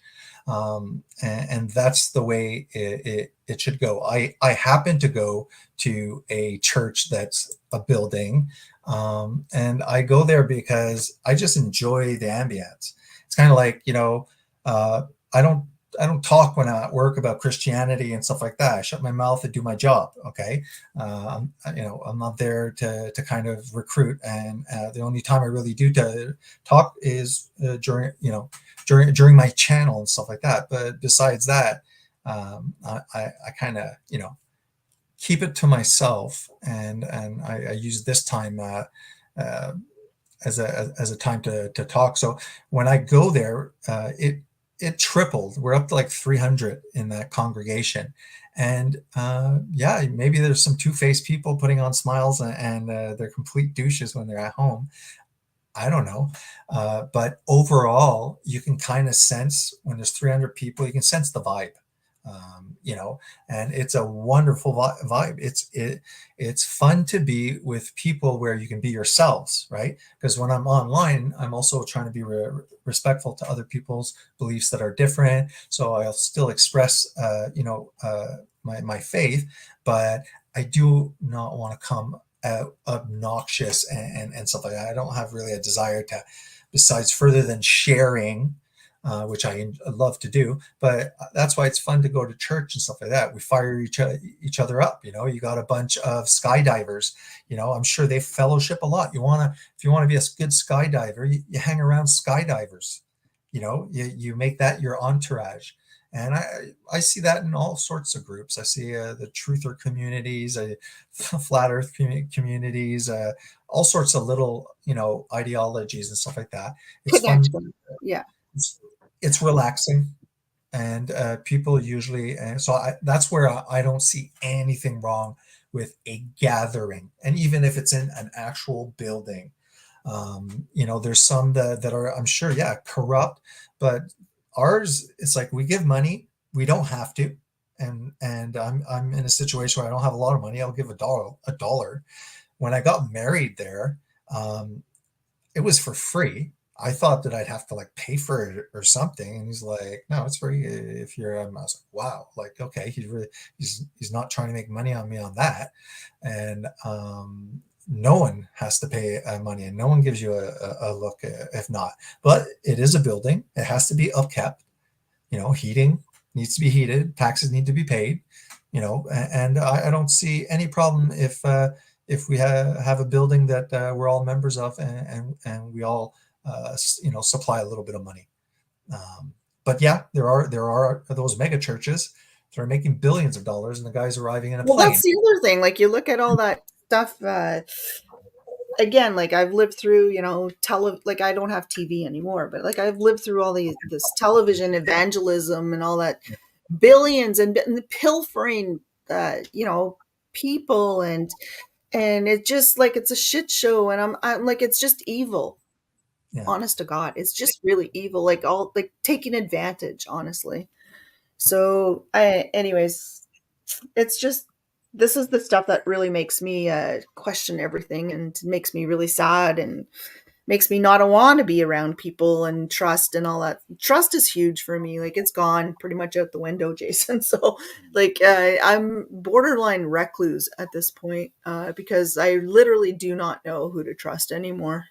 Yeah. See, but that's very close to what a theistic person would come. A Christian would say, "I've learned that I can't trust anyone. Heck, I can't even trust myself because I let myself down. Sometimes I'm my own grave digger." But Well, that's a little bit people, harsh, but I do lose trust in other people who are but what I'm grave saying diggers.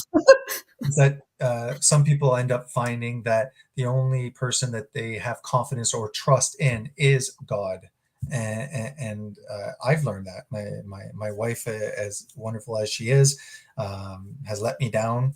I've let her down. I'm sure I've let my children down. My children have let me down, and I never put such perfection requirements on them, because I know everyone's going to let me down. But my relationship with the divine, I know that's something so far experientially I have felt in my inner person that I've been supported, that he has led me, and he's through addictions and stuff like that. Man, he got me exactly where I needed to be, but he dragged me, he humiliated me, he dismantled me. Okay, so then where do you get after all that? So, like, let's assume, well, I think you Yeah. told me you recovered from all that, but let's assume like you have existed through all that stuff. So eventually, like I said, like you get to the point where, uh, like there's no more experiences other than, well, there are experiences. Let me rephrase that. You get to those experiences and you feel like you have been what you said, dragged Mhm. through, blah blah blah. And Yeah. then you get to some point, like to what end, like that you're just gonna reinvent, like I said, the rinse repeat cycle, and then just try to keep doing it originally what you already were doing, like, which is being a good No, person. it's more like a refinement. Anybody who puts time and effort to a craft, whether it's sculpting, whatever, art, or anything like that. Well, your spiritual life is also an art in a way. The art of living, the Tao. That's what they used to call the way. And people often put very little time into that. They just don't. It's just they'll get a PhD, and have a PhD at the end of their name, and they're 40 years old and they've been in school and they have all these doctorates and stuff like that, for a career.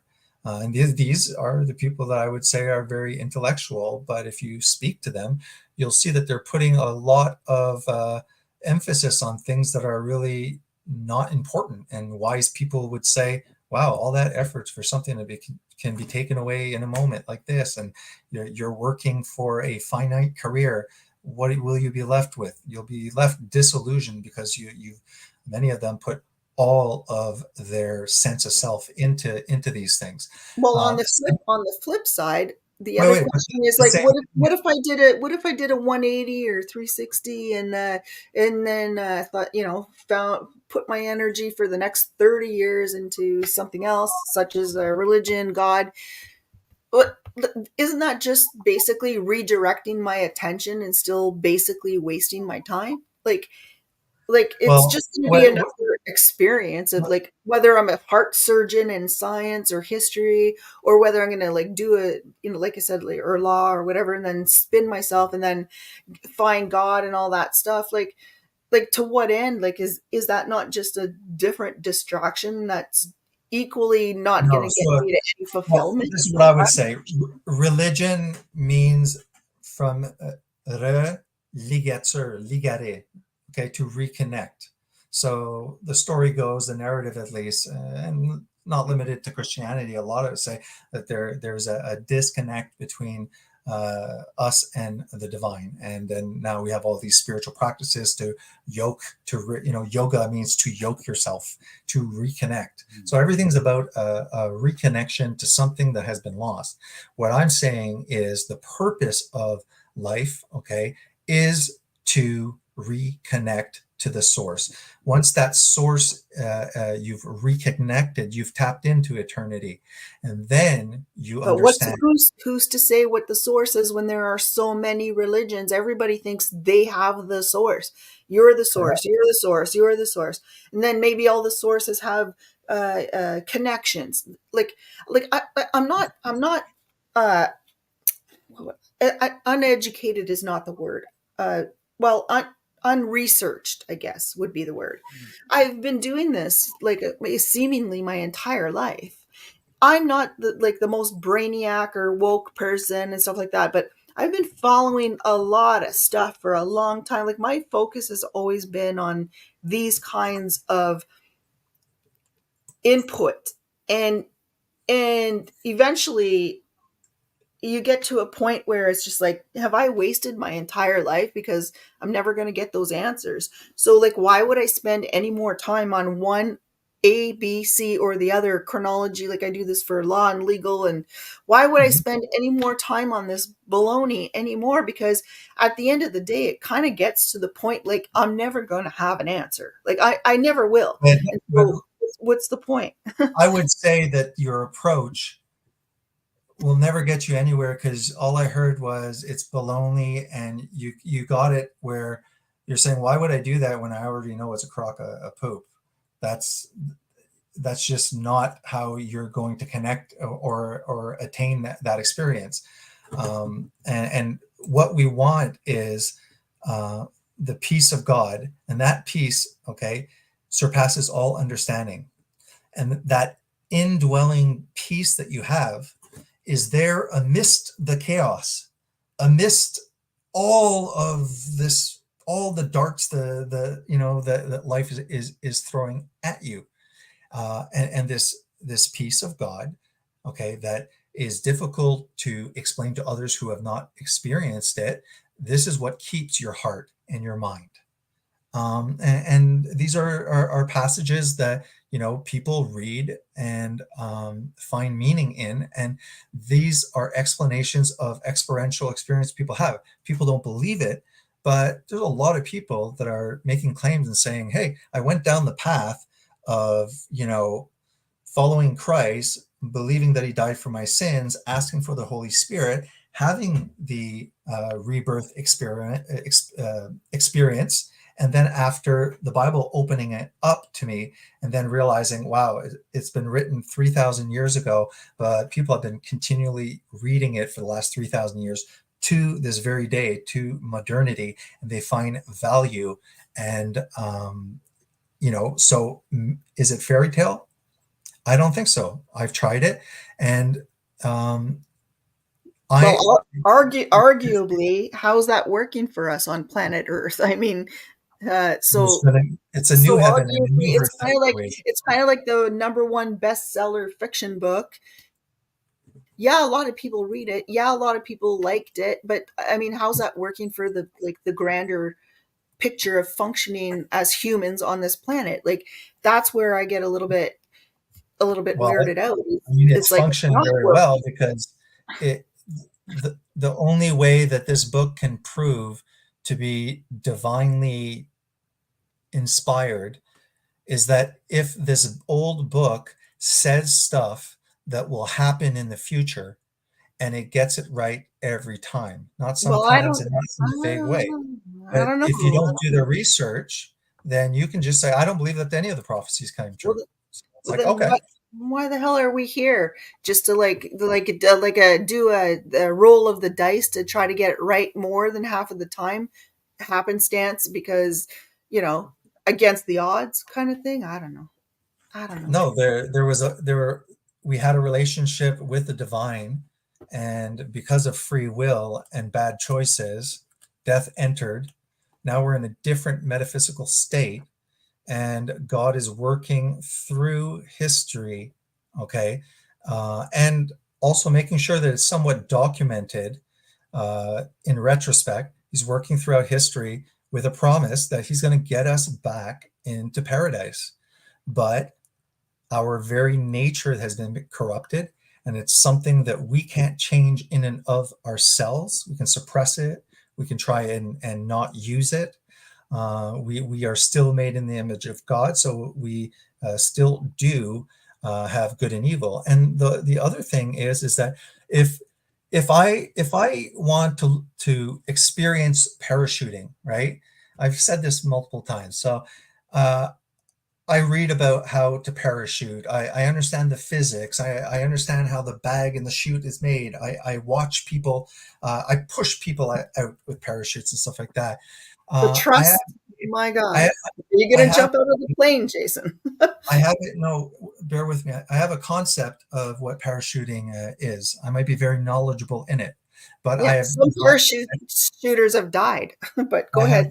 I have not experienced. Okay, as opposed to understanding concepts. So what I'm saying is Adam and Eve understood what right and wrong was, but they understood it as a concept.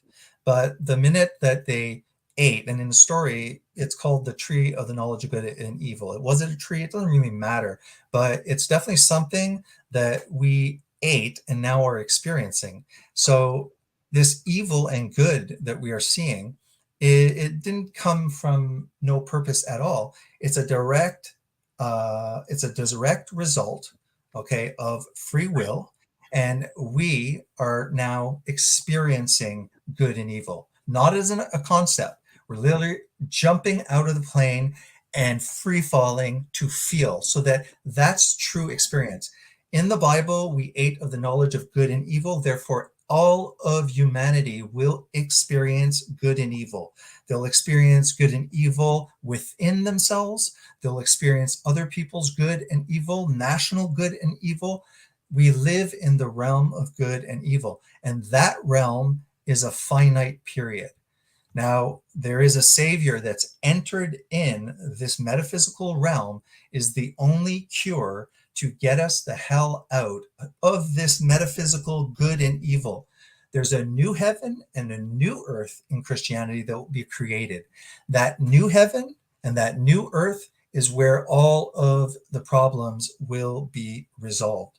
So as a Christian, I'm not disillusioned. I'm not angry. I'm not frustrated. I understand. This is where we are in the story. Things are supposed to be like this. The Bible says it's going to get even grosser and uglier, but it says I can't even imagine, but yeah. So all I'm saying is, fairy tale or not, my worldview in this book, okay, answers all of my questions. Why am I good and evil? Why is there good and evil here? How does that get resolved? Where are we headed? Is there any justice to this world? Did nothing create everything, or did something create everything? And when you really look at the non-theistic worldview, it's not good for your mental health. If you really, that's true. It's nihilistic. So, it's nothing created.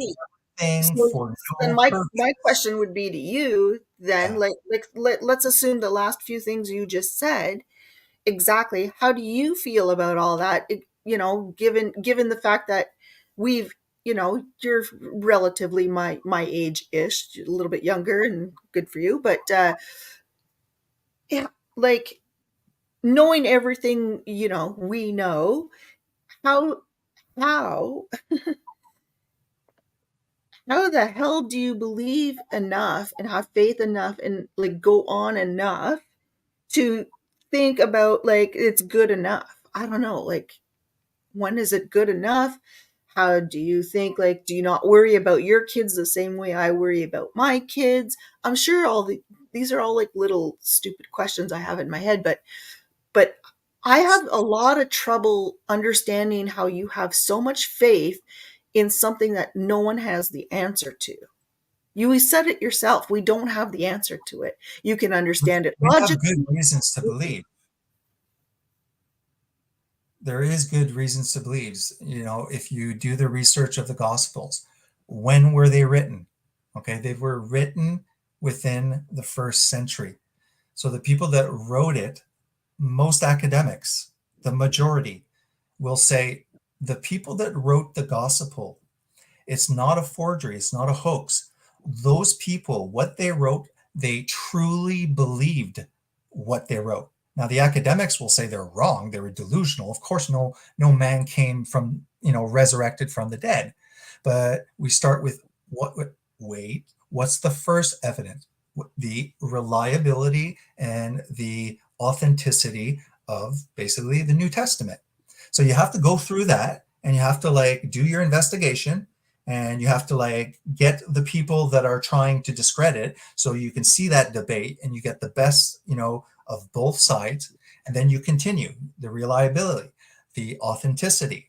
And then after you go to that little section, then I found the Shroud of Turin, which I found insanely compelling as a proof. The shroud is the burial cloth of Jesus. That was a huge thing for me. And then after I went down, the next things. Okay, the prophecies. Okay, the typologies, the complexity of a book written by 66 authors, 40 to 44 books over a millennia, that has a continuity. It continues. There's no break in the story. They all blend in and support each other. Even the New Testament and the Old Testament jive together. So it's not just me it's me doing a lot of investigation. Have I come up with the wrong conclusions? Perhaps, but I guarantee you that I did a lot of investigation, and I continue. And I also have, and that's something that, if you don't have that experience, I have the Holy Spirit. I lose the Holy Spirit when I do naughty things. I lose that connection. So that back and forth, being connected and not, willingly sinning and hiding and feeling completely disconnected, I've done that so many times that I know that there is that connection. That is the Holy Spirit. I know Jason without it, and I know when I have it, and it's different, and it is a connection, and God is communicating through that spirit. So I guess on that note, I feel like I don't need the connection. I don't look for the connection, and I don't hide. I don't do anything that is Right. making me feel these ways, and therefore I don't feel like there's like this falling off the road or whatever. My road is like true white. White, by white I mean because I had a picture in my mind. It's like like I moderate for a true crime channel and stuff like that. So when I watch all these murderers and people, like literally, they're the crazy ones, right? And like everything in my mind is always white heart, clear intentions, no obvious murderous intentions, no sinful, like the seven, what is there, seven? I can't remember now. I haven't studied Catholicism in a long time, but like I don't like I was brought up in, with Catholicism and stuff like that. So maybe, maybe that made me from a baby to where I'm at now. Maybe that made me a good person. Maybe if I didn't have that, I'd be a murderous person. Maybe that's why we need, Bible and like stuff like that, because maybe from a baby you're a blank slate and you need to be taught those things. Maybe that's why I'm a good person. But you know what? I raised my kids without religion, but with good manners, and maybe well, they can only speak for themselves, but like the golden rule, and like that's all they needed. We didn't need all the other like when I think about these problems and why I'm agnostic and like religion, it gets a little bit weird because I did grow up with it, but I did not grow my kids up with it. Like I did not, other than teaching them that's bad, that's good, that's all you need to know. You don't need to believe in a higher power. You don't need to be messing up your whole mind about doing the right thing and the bad thing, other than what's on your own conscience, your own brain. So that's the part where I get a little bit like tweaky about and religions and then history and how's that working for the whole freaking planet, because it's really like bothering me, because religion is kind of like messed up, and like it's not messed up when you look at the good stuff, but come on, Jason, like you also spoke about this on your channel. There's a lot of like messed up shit in the Bible too. So Like there's the Well, whole good, the, bad stuff. the messed up stuff in the Bible, okay, the violence that God is using, it's because if it's taken out of context and people do not understand that during the conquest that God was sending the Israelites to kill Nephilim, the Raphaim, descendants of angel human hybrids. These were not human clans. There were some, and the way God told them to fight certain areas, were using the rules of war. So But okay, when it gets see, to this is where I get off the the rails. Raphaim, Rules of well, war is something you just said, and non-human is something you just said. it's the So Bible. I don't need the Bible to tell me that. I don't need to be religious for something to tell me, again, good versus evil, light versus dark. I don't need these kinds of things in my life to still make me make these good choices and or teach these good choices.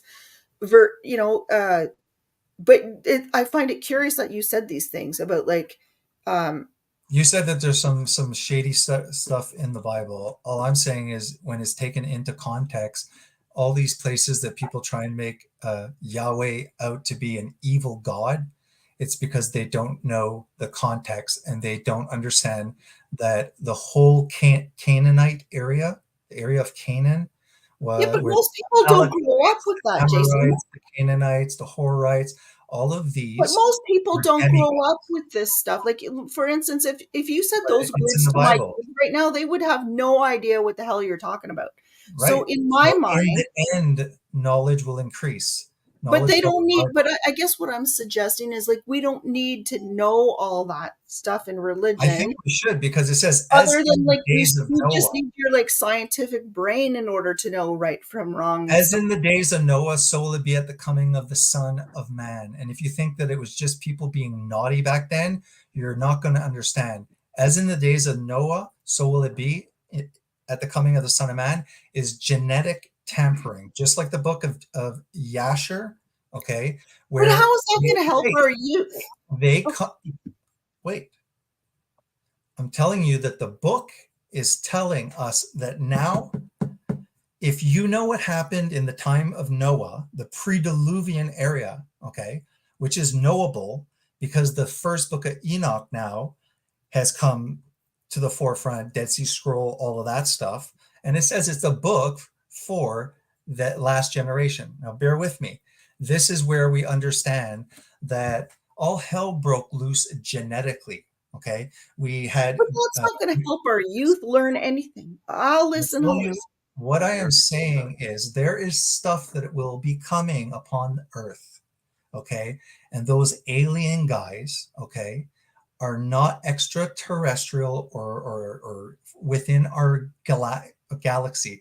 These are fallen angels. These are interdimensional beings. These But are how the do beings we explain that that to our came kids down who are not going to understand any of this crap? Like, because those kids, okay, will fall they're hook, not. They line, and don't give a shit sinker about for the this. coming. My son is This going to work in a the lab, youth. and my daughter is going to go and work and write a book, and I don't, they're all going to do like their lives. These kids are not going to really care. One like crap. your kids might not, but in general, okay, it's a huge alien religion that's starting. People love the aliens, okay? The ancient astronaut, all of that. People are going out into the desert, open up their love chakra at these lights and stuff like that. What I'm saying is that the book, the Bible, is very relevant for the end times because if you know that genetic tampering, okay, is what led to the first judgment by water. He says that as in the days of Noah, so will it be, wait, in the coming of the Son of Man. We see genetic manipulation of plants, of animals, inserting human genetics, wait, into animals, mixing animals. And we are seeing that this is what was occurring, and God does not allow that to happen for very long. So the book is Even important. if I believe all this, Sure. even if I do, Yeah. let's assume I believe exactly everything you're saying. Mm. The scientists and everybody else is going to call us out all to be freaking mental, and that's an exhaustion train I want off of, because I feel like I've done 30 years of believing all this. No proof, no proof, no proof, no evidence, no disclosure, no nothing. Like, it's exhausting, honest to God. And I want to believe that. And I want to believe in this fight. But you know what? How do you wrangle in the warriors, right? People like me who are not going to study the Bible, but who want to be light and love and all this stuff? Other than what I do with my kids is I just basically say, treat others the way you want to be treated and be a good person. And when that war comes, when it's going to become like what you're suggesting, Yeah. maybe a bigger DNA war or alien war or bigger fight like that, I don't think I'm going to be here. But now I have the guilt of leaving innocent kids who I did my best. They're good kids. They're good people. But then they don't need to read the Bible to do all that stuff. You could still be a good person without it, you know? I don't. I good person. In whose eyes? Because yeah, you are a good person in my eyes, but you're not a good person in God's eyes. Okay, me, I would never. I I can would guarantee you, never I'm a good ever person want in to God's ever eyes. right now, Jason, right now as he is, because a Christian that gets the Holy Spirit does not become Jesus. Okay, there is a sanctification, a gradual, okay, polishing, People define renewal. sanctification. Are you saying I'm not sanctified? Because I don't understand. Are you the judge What of I'm me? I don't saying know. is, But I can tell I you with said, my Jason, OCD, I would never want to I do the ever get into heaven the way I am right now. And I I would want to say get into that the heaven too. majority of people will call me a good person. Okay. What we're talking about And is then well, then entering what do you say the about people? presence of God. What do you say about Entering the presence having of God. Pardon? what is this that I learned when I was younger? Even though the sinners will be forgiven and get into heaven and all that shit, like that's bullshit. I look at all these murder trials. People are killing and burying kids in backyards, for God's sake. This is madness. It's craziness, and God apparently in some Bible will forgive them if they ask for it. Wait, where are This you is getting that idea? because you said Because all over the Bible, first of all, it says that the wicked will perish, that justice will be given. Okay, I hope they so do. yes, God has foreknowledge of what we will do. Okay, but yes, sorry, I'll talk less loud. Yeah, God has foreknowledge of what we will do. Okay, but what I am saying is we will be changed into the image of the eternal Son, and that is perfection. If we bring our current state into heaven, we will ruin it. We might be Okay, good, but we're not holy yet. And what I'm let saying is, what you think is tiny little things that aren't that bad, God sees it in a different way. Because see, I get it. you're I'm just pointing to reading the worst. You're pointing Stephen's to the murderers and the rapists, and that that's makes not complete me, right? sense. That's not me. So why should 100%. I read the Bible? Why Right. should I change my life? Why should I be stressed out? Why should when I know like when you said exactly what you just said, like I know who I am. I know I'm going to Yes. get into heaven if there When did is. I say that? I I said if I no wait. no Now wait, you're just no. but you're not saying anything I said. First of all, I never talked about you. I said that I would never want to get into No, heaven so this the is way I am. so And frustrating. the Bible does not say, don't worry, you can kill and rape children and you still have a chance, buddy. No, all it talks is a warning about those evil people getting exactly what they deserve. But Okay. I'm Now, tired of I living don't in a know world like people's hearts. I don't know people's hearts, but I do know that sin can harden someone's heart to the point where they would never come to God. So there are some things, okay, that God doesn't have to forgive the rapist because maybe doing that act forever hardens their heart, and that's a fatal spiritual maneuver where they can't. So this idea, I'll go by what the Bible says, and the Bible says to the guilty that they'll get justice, and it says to those who are a victim that justice will occur. But that's at judgment day. I guess what And I'm so what saying I'm is saying I saw is that somebody we seem good, but we're not. Okay. I am not going to point out you because that's not up to me. I'm saying me, Jason, me. Okay. I am still not holy. Okay. I would never want to be exactly the way I am into eternity because there's tons of character flaws that I still have. I wouldn't want to pollute heaven that way. So I know that I don't care how amazing somebody is, you need to be clothed by Christ. You need to be reborn into his righteousness. It is something that God has to do for you. Okay. what I'm saying is I think I need to hone this in a little bit. I think I've been misunderstood. I know I'm being misunderstood. My question is, I'm not saying you when I say you, Jason, or me, Lorianne. What I'm saying is, bye, Jason. I'm listening. No, I'm going to go downstairs. I'm listening. Go. Okay, it just looked like you were walking away. So No. I had to come and plug in my laptop because the battery was dying. So I don't want you to misunderstand what I'm saying. The problem here is if one lives their life and they live a good life and they do the right things and they don't hide a private life and they're not sinning and they're not being sinful and they're being a great human being on this earth and stuff like that. And then you're surrounded by, like other people and things and like just shitty situations, like people dying, people being murdered, people getting sick, people suing each other, people taking advantage of each other. Yeah. Like all the things that, like, in my mind would be negative, right? For instance, I call those negatives. I don't see them as positives. When you're surrounded by that all the freaking time, I don't need a Bible or to read a whole history of a Bible to know that that's bad or like how to act. So what I'm not looking to solve everybody everybody else's problems.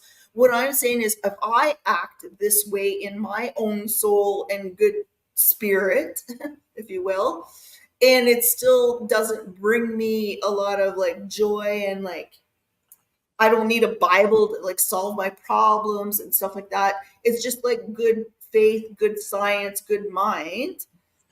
The problem with religion in a way is it kind of like brings,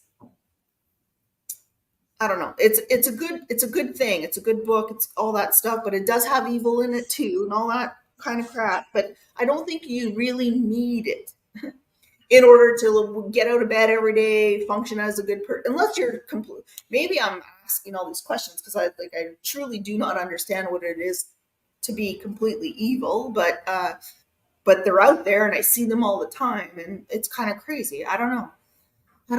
Paul spoke in the book of Romans, and he actually goes through that. He starts with the Greek philosophers and stuff like that, and he says, "Yeah, you guys are easily calling out the most disgusting of evils," and everyone could agree with that.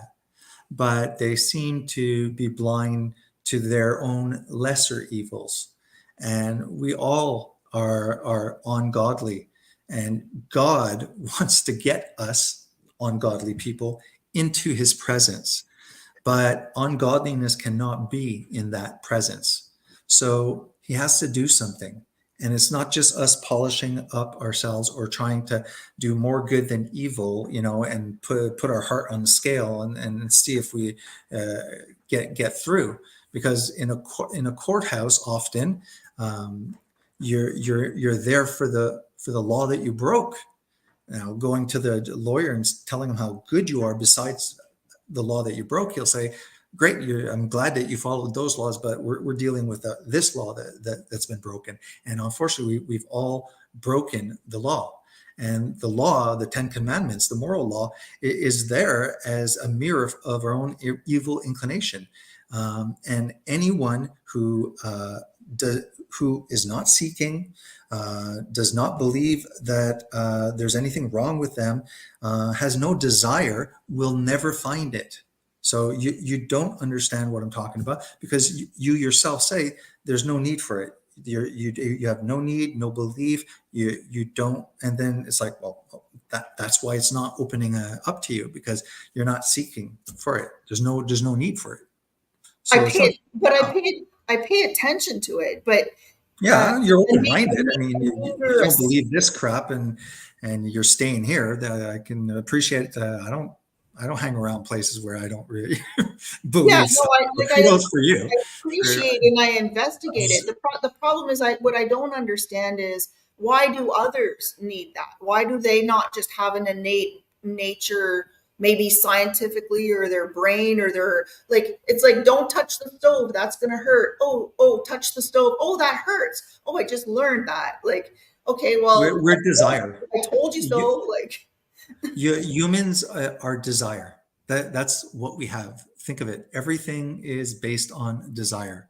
so And we have Maslow's triangle of needs. It's just triangle of desire. What I'm saying is, within all of us, there is an eventual awakening, and it's the desire for the divine. I don't know why it doesn't wake up in everybody, but it happens to a lot of people. And that desire, just like any other desires that we go out in the world to satisfy. I have a desire to go get drunk and party. Let's do it. We have fun. It seeps away, and before you know it, it's gone. Let's do it over and over again. I have a desire for riches, for recognition, a desire for a better body, a desire. And what we're supposed to eventually figure out is that all of these desires that we're seeking outside of ourselves is smoke and mirrors. It's just a bunch of shadows. And eventually people become disillusioned with that outward searching for desire. And they come to the conclusion that it's only God that fills that. And when they experience the filling of that desire, it is something that can take over the world. It's as if they've overcome the world, because that desire, if it's nurtured and you work on it, and it becomes stronger and stronger, and you get pleasure from that desire, but that desire isn't fleeting. There's what is the opposite? What peace is the that opposite? surpasses all understanding. Try and explain to somebody what heroin feels like if they've never had heroin. I get it. What if one experiences all that, and then you get at the other end of desire and you have non-desire? So have you ever thought about that, or have you ever personally? I've tried to do the Eastern. Like, I don't want anything from anybody. As a matter of fact, the less I have, and I'm trying to like do like a black hole situation of like doing this and then going to nothing and giving up entirely. And facing, well, let's say it, facing suicide. Like, you get to those dark points. And when I say dark, it's the exact opposite of desire. And I don't know that anybody knows that kind of experience, or panic attacks and stuff like that, where you're just you're so over it. You're over desire. You're like, it doesn't matter. Like, nothing will be fulfilling. It's the opposite reaction. I just wonder, like, it's okay for you to say that would be out of your element, but I'm not exactly sure. So the question is there, like, have you been there? I don't know. Well, I mean, when I was doing Eastern religion, that's pretty much what I was trying to attain. No desire. That's what they say. Enlightenment is. But it's not trying to. No thing. It means it's not. So for me, the question isn't about like seeking the attainment of no desire. I mean, have you ever experienced the fact that you literally experience there is no more desire? Like, there's no more, like, you actually get to a point where religion's not going to help you. Science is what it is. Your job's not going to be fulfilling. Your kids are, maybe I'm going Yeah, off. I mean, I've gotten to the point where, yeah, like my career, when I go to the hospital, uh, it's a job and it's a spiritual practice. I always tell God, because I used to go there not thinking of God at all, and doing my job, saving lives sometimes. And but I, especially in my youth, I used to let people know how great I was, what I just did, how awesome like that cardiac arrest was. You see what I did? I So remember you I telling was, me that I was about you're facing your ego and stuff like so that. what I was doing exactly was doing good things in a bad way. And I unfortunately found that most of my life I was doing good things for bad reasons because it was all for my own glory. And it was very scary when I became Christian, because the first thing that starts is your conscience, which we all have, believers or not, that we're made in the image of God. Therefore, unbelievers that say, I don't need the book to know the difference between good and evil, I'm like, I agree. It's called a moral compass that's in you. And the Bible actually says that even if you have not read it, you've gone against your own moral law written on your heart. Therefore, you're guilty on your own standards. So we're all guilty again, if ever anybody who's had a guilty conscience. But the Holy Spirit puts that laser, it kind of amplifies the light. And I started realizing that in the spiritual world, a lot of emphasis is on motives and intentions. Jesus brought the 10 Commandments, which were outward actions not to do or to do or whatever. And he said, don't murder. I'm telling you, if you hate your brother, you murdered in your intentions and motives. You murdered in your heart. So that makes you a murderer if you enter the kingdom of God. That thing, that has to be figured out. That has to be, and that's what I'm Oh, trying no shit. is, Yeah, no, I get it. is I'm sorry, but I my don't even intentions know how people get there are from being personally. ever pure 100%.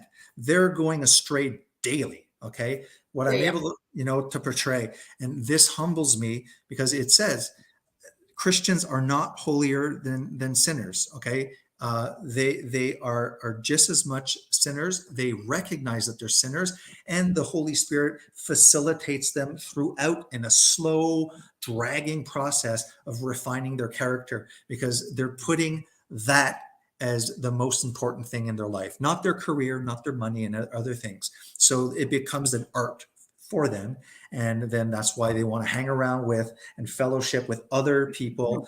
If you want to be the best welder, you hang around with the best welders. So Exactly. don't go with a company that botches welding. You want to be with the best, and that's pretty much what I'm saying. What I'm saying is um, that the worldview that I hold allows me to walk through this complete crap fest that's occurring. It explains why things are occurring. It seems to point out things in history that have occurred.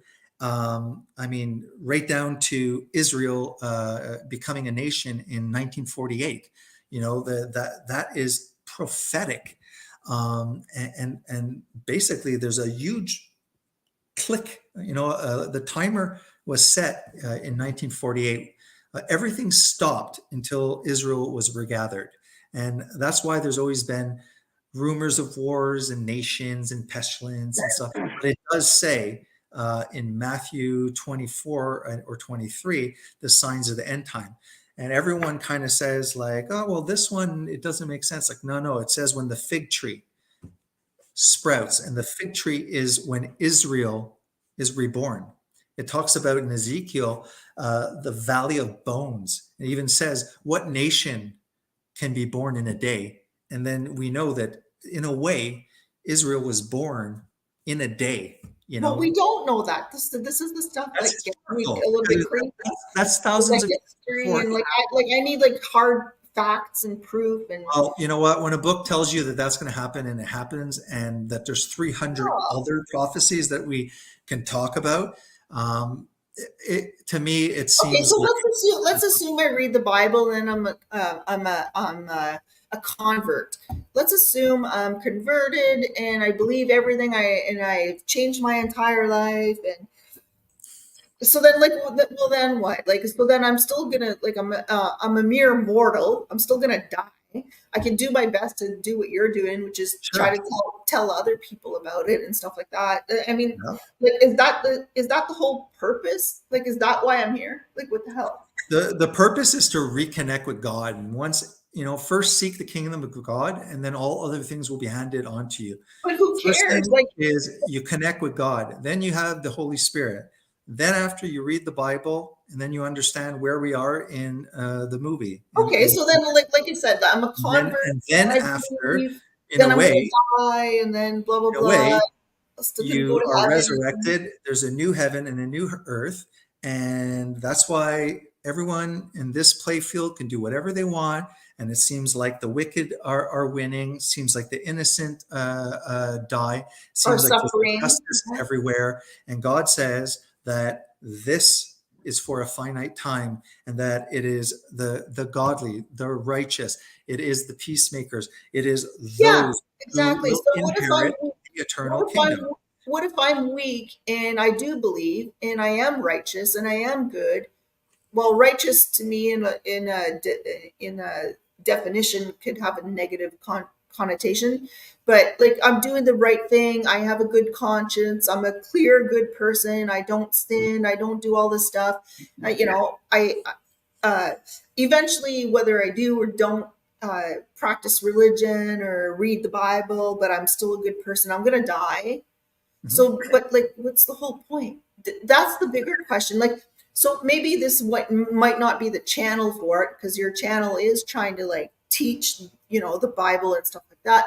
Where in my mind, I'm like, I'm so not interested that I don't really care, because I don't feel I need all that to exist and or live and die.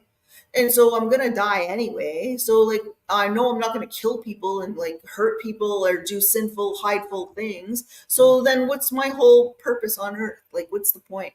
That's where I'm like going a little bit nuts. And I don't really think I'm the only one here who's like not choosing A or B or A or Z and something in between or nothing in between. Like that's the really bizarre point. Like, why even choose a religion if you just know you're getting out of bed, putting your pants on like everybody else, going to the bathroom like everybody else, being Look, respectful like everybody I've else?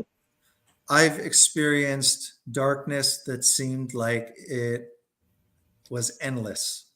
Go a little bit deeper, and you're like, oh, now I'm really at the deepest point. And no, you could go, and it felt like I was on a channel or a frequency or a level of consciousness that, let's say, I'd call addiction or hell.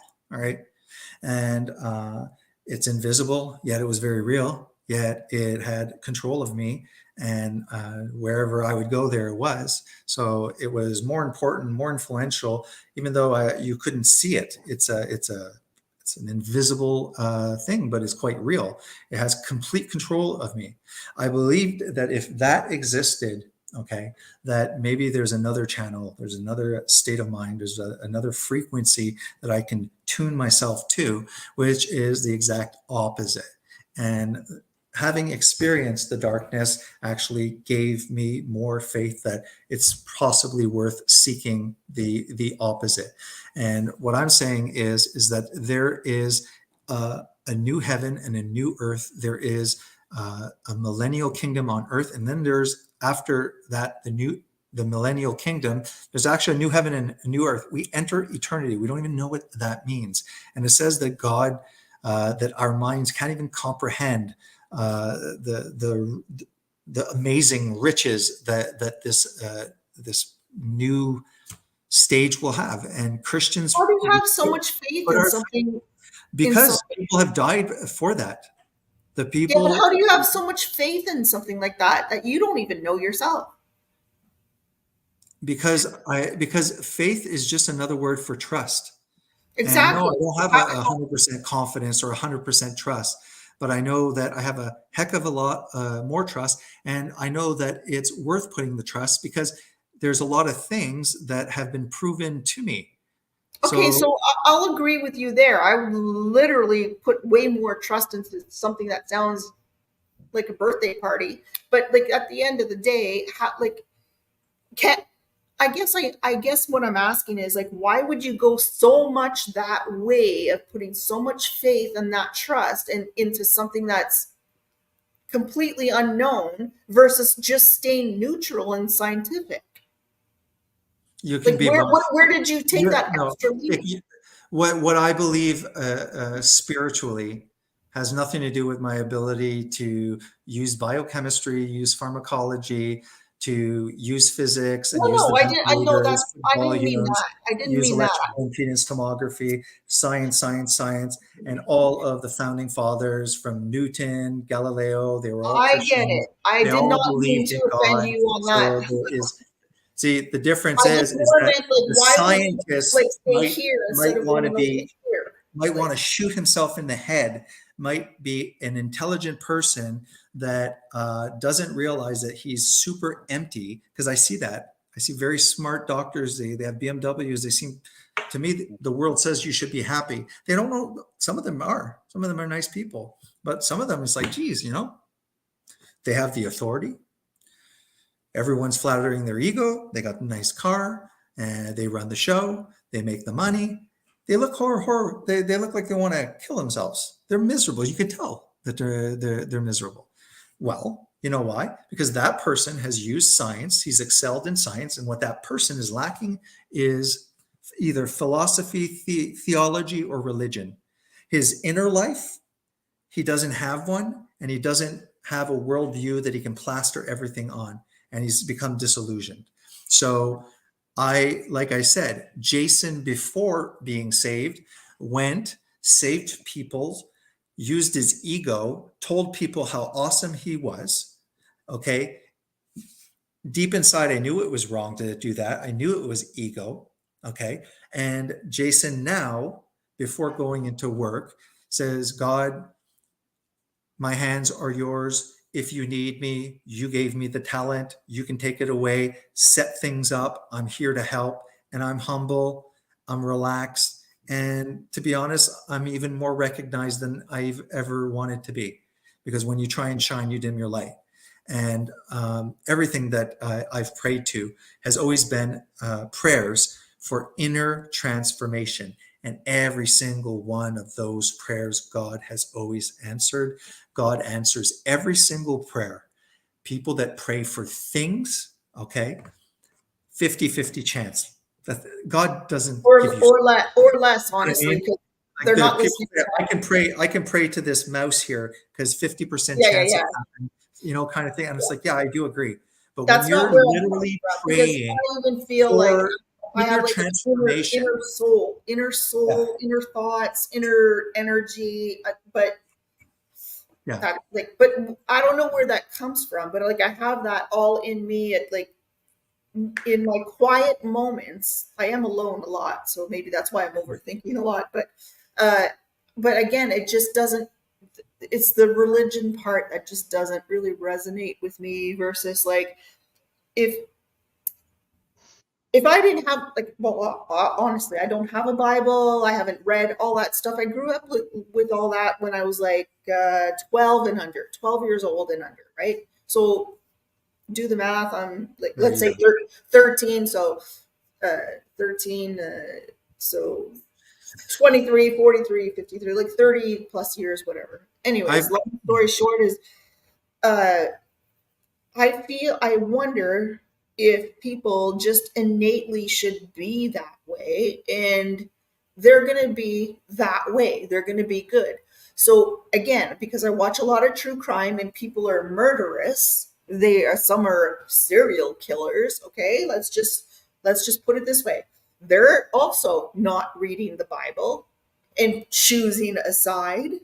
So they're in their heart of hearts or the way they were raised or whatever is going on there. Like, I guess what I'm, what I get, I guess what I'm asking, and I guess what I'm asking is you're going to have people who are born and raised and that scientifically they're going to like be naturally raised in an environment and learn what you're going to learn, treat others the way you want to be treated, and you're either gonna like, and well, to some degree, DNA, which you talked about earlier, you're either going to be born a killer or learned a killer, or you're going to be born or learned a good person. So the part with the whole middle part about the religion and touting the religion is a little bit, I guess it's kind of like a tool to me. It's almost like you're using it, or people choose to use a tool in order to like sway people to be that way. But my question, even our first conversation months ago, was, do you need a religion to be that way? Because like you can beat religion into people and they're still going to go to Sunday school and they're still going to kill people The tomorrow. desire. Look, I don't know why some people are born with a desire to do bad things, like the more extreme that, like, we all agree, you know, the murderers, the rapists, and and things like that. It's a desire coming from man's fallen heart. There was a desire very actually early on for me for God, and when I would go out and seek for it, it gave me satisfaction, but I just kept on going. It was 20 years of comparative religion, and I had that desire, and I kept on eating different philosophies, different books: Bhagavad Gita, the Quran, the Zohar, Kabbalah, Krishnamurti, Eckhart Tolle, you name it, New Age, chakras, Yogananda, all of those things. Okay. While I was reading, because I wanted to be spiritual, I got some enjoyment out of it, but no transformation, no filling. I remember telling Michelle, there's nothing more painful than believing in all these virtues and knowing that I don't have any. But I unknowingly approached God. Okay. Alcohol was a big barrier. Once I got that barrier, things really progressed fast. It was like this one barrier. I could not give up that idol. And I knew it was like, God's there and all of this, he sees all the effort, but nothing's going to happen until you take that boulder away. Nothing's going to flow out. That was a prayer that he answered. He answered in a very, very painful way, but it worked. And I gained humility. I gained an appreciation for where I was. Didn't want to go further to be a doctor anymore. He really fixed a lot of stuff, but not in the way. It was kind of like, oh, Jason, you know what? You're not going to help yourself, so I'll help you. I'll answer your prayer. But he literally dismantled me. He leveled me. Okay, all my dirty laundry got out. I was humiliated, and he built me up. And well, why do you say he versus you? Like, why do you not give yourself that grace? Because all glory goes to God. Look, well, when you have the Holy Spirit working inside of you, you know who you are and you know who God is. And that's something that you will not understand until you have a relationship with the dude. Maybe that's the problem that I'm not getting, because that's the part that I'm thinking, like, I'm not expecting the dude to save me. It's all on my own shoulders. And if I'm going to do it, I'm going to take the freaking credit for it. And I don't see why you shouldn't take the credit for it. Because that's pride. Well, which is a sin. Right. That's why. That's the problem with a lot of the truthers and the New Agers and even enlightenment, is that you're enlightened. You did it. You got there. It's the old story, eat the apple and you'll be like God. You'll know. No, it is. It is the lie that the serpent has said from the start. You shall be like God. Always if trying I'm going to do all this work, how am I supposed? It's kind of like believing in the aliens and with your brother and stuff like that. Like I kind of like, I'd rather believe in aliens than God. Like, does that make any sense? Because you don't have to be held accountable to aliens. That's the problem. Everyone's easy with the aliens, even if they're creators. I mean, Dawkins, a staunch, atheist, big New Age, hates Christianity. He's okay that maybe aliens seeded us. He's fine with aliens being our father. It just pushes the question, who created the aliens? It just pushes it further.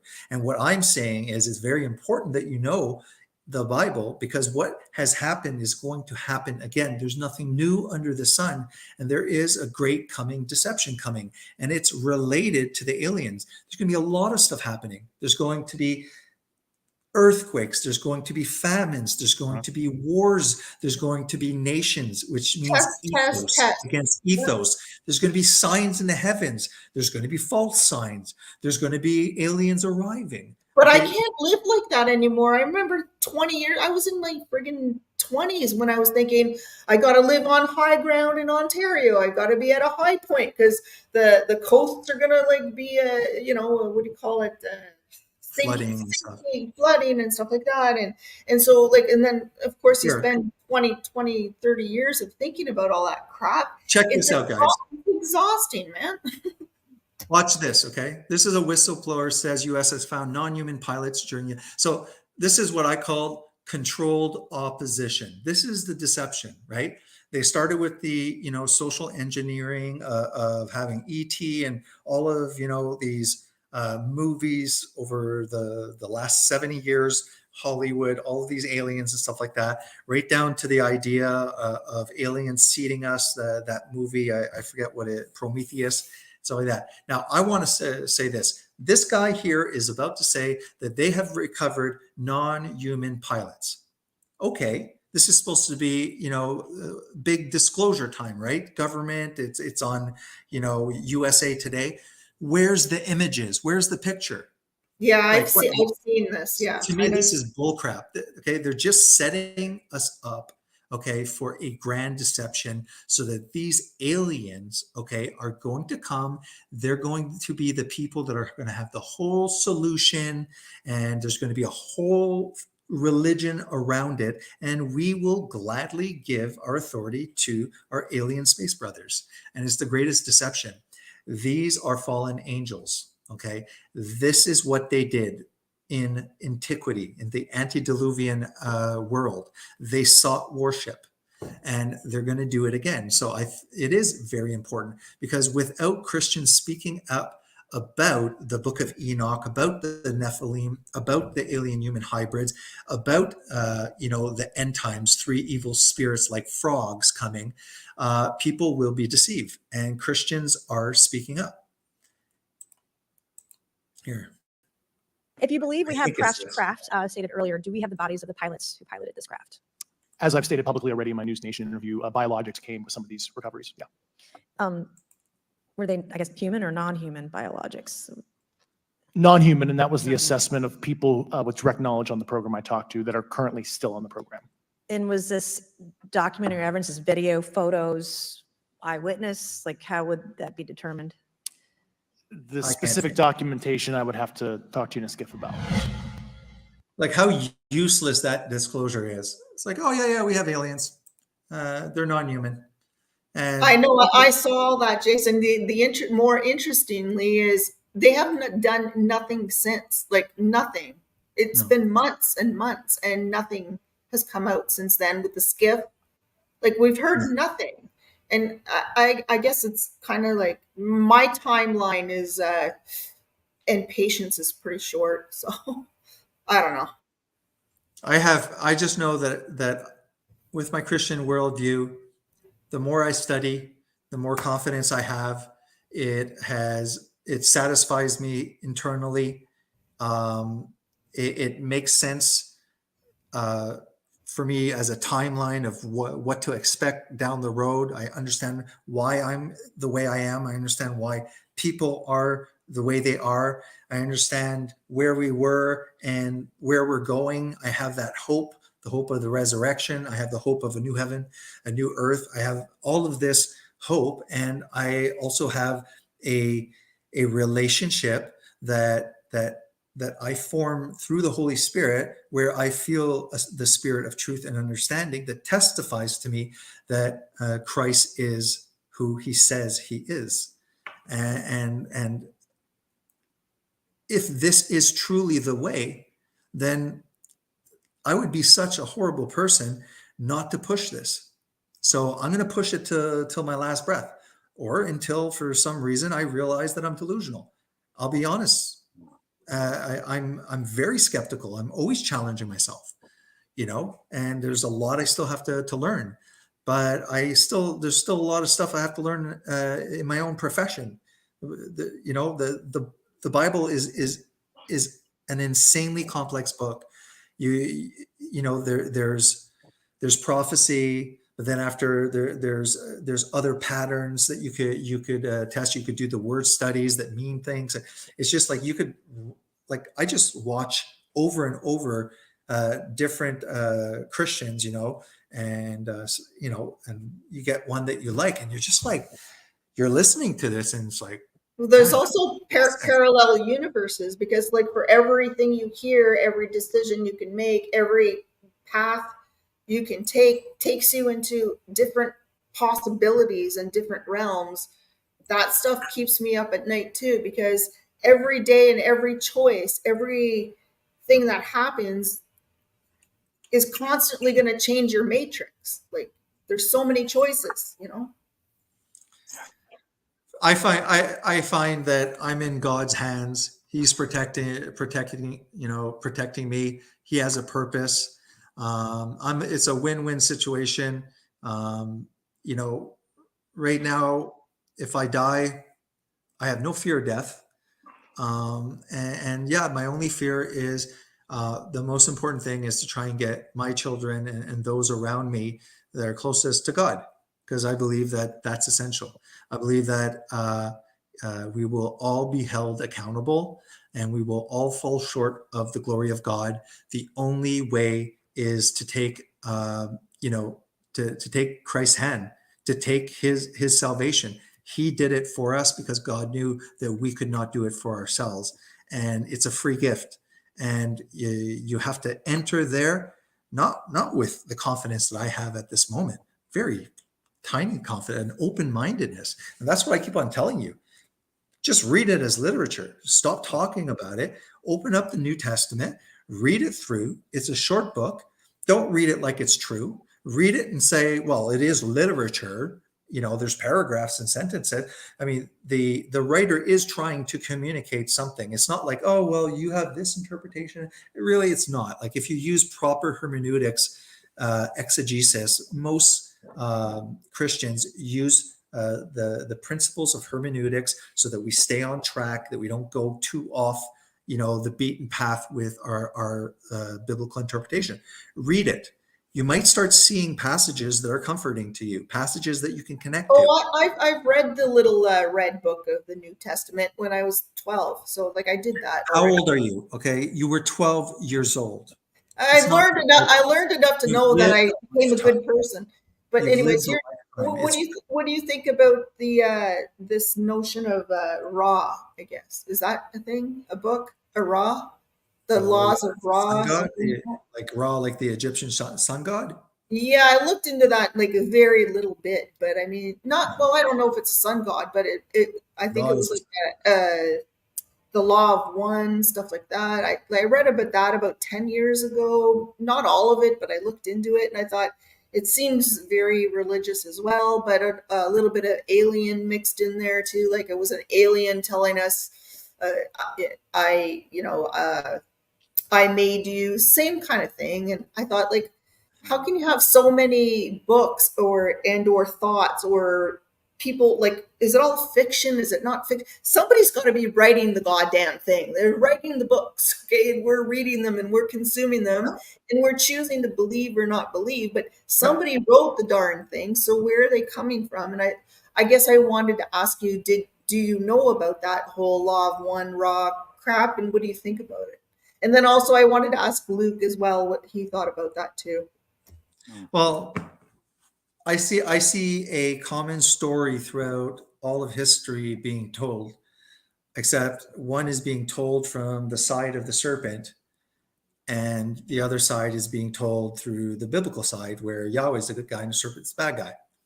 And if you look at the names, often they may have different names, but Hercules, okay. Well, so you have these fallen angels that mated with women and created demigods. And we know that there's many, many other religions with demigods, and they have different names, and Inky. And then if you do a deeper research, you'll say, oh, well, in this culture, Inky was actually named this in this culture. You start realizing that we're just talking about the same story, the same characters being named different things.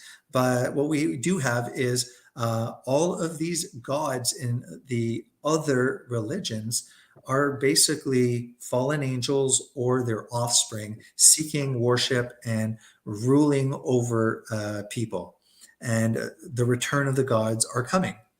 And so I used to have $1,000 worth of books on other religions. And when I became Christian, I said, you know what? I'm focusing on the Bible. I'm not going to give these books because I said they're not correct. So why would I give something untrue to other people? And I said, I unfortunately threw them all away. I regret that because I would have liked to be able to now go back and realize that, oh, you know what? It's not that they're completely false, these books. It's that there's just a sleight of hand. The bad guy is the good guy and the good guy is the bad guy. So it's from a different perspective. It gives more validity, in my opinion, to the Bible, and things like that. But we're going to have to cut it short there. We're going. Yeah. I was just going to say, it's funny you say that because my daughter, I mentioned earlier, she's writing a couple of novels, but it's all, it's fiction novels. She did not grow up with, my kids did not grow up with religion other than what I taught them is just treat others the way you want to be treated. And the fact that she's writing novels, but there's a lot of novels and books out there that like great, like well-known books. They're not biblical, but what they do teach is, light versus evil, dark, evil, light, good, bad, all that stuff without the religion. But you're right. Like it all starts from somewhere. It all, gets rewritten. It all gets filtered. But I guess what I'm saying is at the core, I think there are many more humans that like to live an honest, light life versus the evil, dark life. And I think that's good enough for me, Yeah. Yeah, that's very, very true. Yeah, because I don't know about you guys, right? But the way I see it is, going back to what I was saying earlier on, for example, right? You know what I mean? Like, that we know that there are definitely a lot of changes that have come into effect, right? But it's only going to be a mere matter of time before the real inevitable begins to happen. You know what I mean? And lo and behold, look what's like happening now in this day and age. Like, I mean, like look what social media, for example, has actually done to everyone here, done to all of us. It's all deeply affected us. Like, you know what I mean? It's all caused all of us, like, you know what I mean, to suffer from our own mental health, anxiety, depression, Yeah. even suffering from suicidal thoughts, and the the list goes on and on and on. That's like why, because that's there's actually this song I've actually been listening to. It's by a band called Pucifer, and Maynard Keenan. It's a song called The Humbling River, and it's you kind of I'll tell you exactly what the start of it is, right? It's nature, nurture, heaven, and home. Some of all them by them driven to conquer every mountain shown. Why I can, why can I, why I can never cross the river. You know what I mean? Brave the forest, brave the stone, brave the icy winds and fire, brave and be on my own.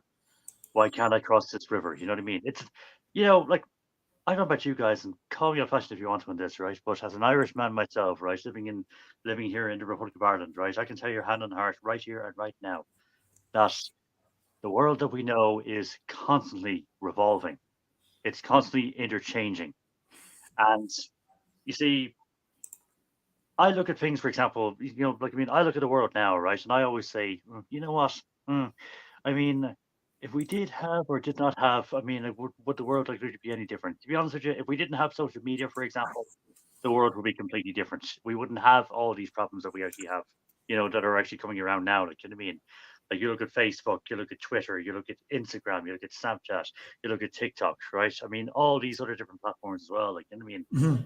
They're just not good for you. Like, you know what I mean? Now, I've actually been social media free now for at least about a year and a half, right? Almost a year and a half to nearly 2 years. I've actually been social media free. I gave it all up. I said, you know what?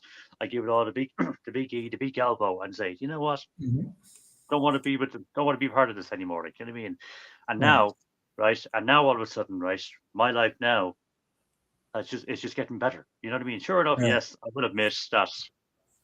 Even though I'm not ashamed to admit this myself, but you know, like I mean, we all have our good days, we all have our bad days, we all have our indifferent days, right? Yeah. We all do, right, in our own way. But um, ironically enough, however, you know, like I mean, look, I mean, you are for who you are. I am for who I am. He is for who he is, and she is for who she is, right? Because you know, Jason, LA, I'm going to tell you something here, right? You know, I've actually been following Jason. I've been following your brother, for example. I've been following Bruce now for the last while, right? And Yeah. I can tell you right now that Bruce is by far one of the most nicest people around. He's, as some people say here, as if you're like to say from if you know anybody else, for example, who happens to be from the Holy Barn or even Northern Ireland, you would say, "Oh, he's a citizen of my car." Tell you that now. He's one of the seven. You know what I mean? Which he Yeah. is. Which he really is. And you know, like I mean, Bruce, for example, is one of those people out there, like I mean, who is he's always telling you the truth, the whole truth, and nothing but the truth. Like you know what I mean. But he tells it in a way, like you know what I mean. You know, that he's basically trying to help re-educate others. You know what I mean? Like Mhm. I'll be educating and not indoctrinating anyone. Like you know what I mean? That's the Yeah. way I see it. You know what I mean? So Yeah. Yeah, like what I've always done is, and it's pretty cool the dynamic when me and Bruce are able to do that because I like to just it's like share my faith. It's like, oh, this is what I believe. Because oftentimes people don't express Christianity really in an appropriate way. I'm not saying I have like the truth of every doctrine and stuff like that, but Christianity, to be honest, is not that divided on stuff. We have some division in certain doctrines and stuff like that, but that doesn't mean that the core of Christianity is just up in the air and in every single Christian has a different version. yeah, That's it's not my experience at all. So because of my conscience, I express it and I like to answer questions and stuff like that. And I hope it doesn't, come out as I'm speaking in absolute, even though it's obvious to anyone listening to me that I absolutely believe and yeah. stuff like that. But Well, I mean, well, Jason, I'll tell you this, right? You know, like I mean, you seem like a very decent bloke, right? You seem like a very top-notch kind of guy, right? Who knows the stuff? Who man, has, you never you know, know, man. you speak your own mind, I speak mine, LA speaks Yeah, hers. We all yeah, are. We're all completely different people, like you know what I mean? We all think differently, like you know what I mean? But you know, like I mean, there comes a time, especially where you know, like where, like let's say, you know, like you would agree, whereas I would rather tend to either agree or disagree to an mhm, extent or to a certain, you know, to a certain level or to a certain point. You know what I mean? yeah, Which is a well-known fact, by the way. Like you know what I mean? But you know, you know, like I'll tell you this, right? Because you know, here in Ireland, for example, right, we have the Constitution of Ireland of 1916, and namely, of course, in the use of the Irish language, Aaron Oskelga, it would be on public Naheran. Namely, of course, you know, like the Irish Constitution, for example, it truly, how should I put it here? It truly, it truly tells you exactly what type of person I am, like you know, inside and out. You know what I mean? Because I am a law-abiding citizen, just the same as you, same as yourselves. But the thing is, though, you know what I mean? Like, you know, one particular person who I've always heard about, like, you know what I mean, like, for so many years, you know what I mean? Like, even when, you know, like, even after, you know, like, even shortly after I became, you know, shortly before I came a, you know, like a young grown man now, like, you know, what I mean, you know, compared to the way how I am now over the last number of years, right? But I'll tell you this, one thing I will say to you, though, is one very, very famous once said, right, and I quote, as this man was P.H. Pierce, Padraig Pierce, and he was one of the men from back in the year of 1916 here in Ireland, at a time when we had the Easter Rising. the Civil War between Ireland and England. And during that time,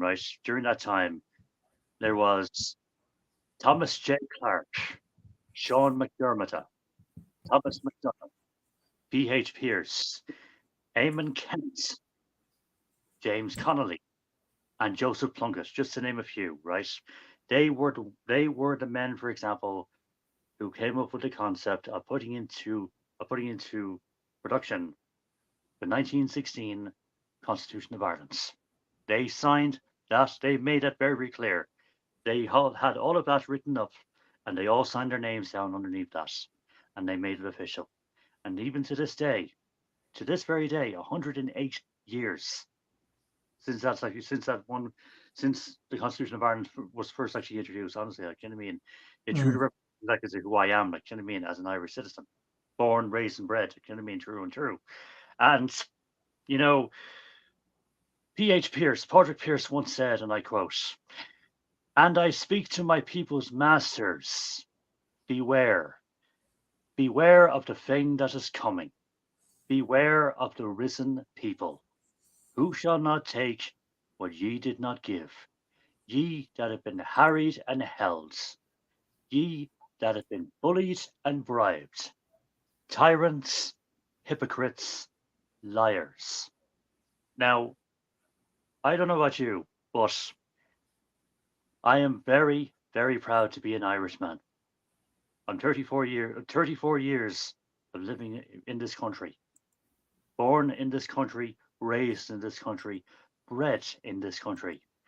My mother and father, for example, they have done a lot for me over the years, and now I'm starting to return the favor to them. It's the same, pretty much like what, like you with my sister, for example. I have a sister, Anna is her name. She's in her she's 30 now. She's going on 31 now in August. I'm 34, going on 35 at the very end of December, towards the very end of the year. And of course, my mother, she's in her late.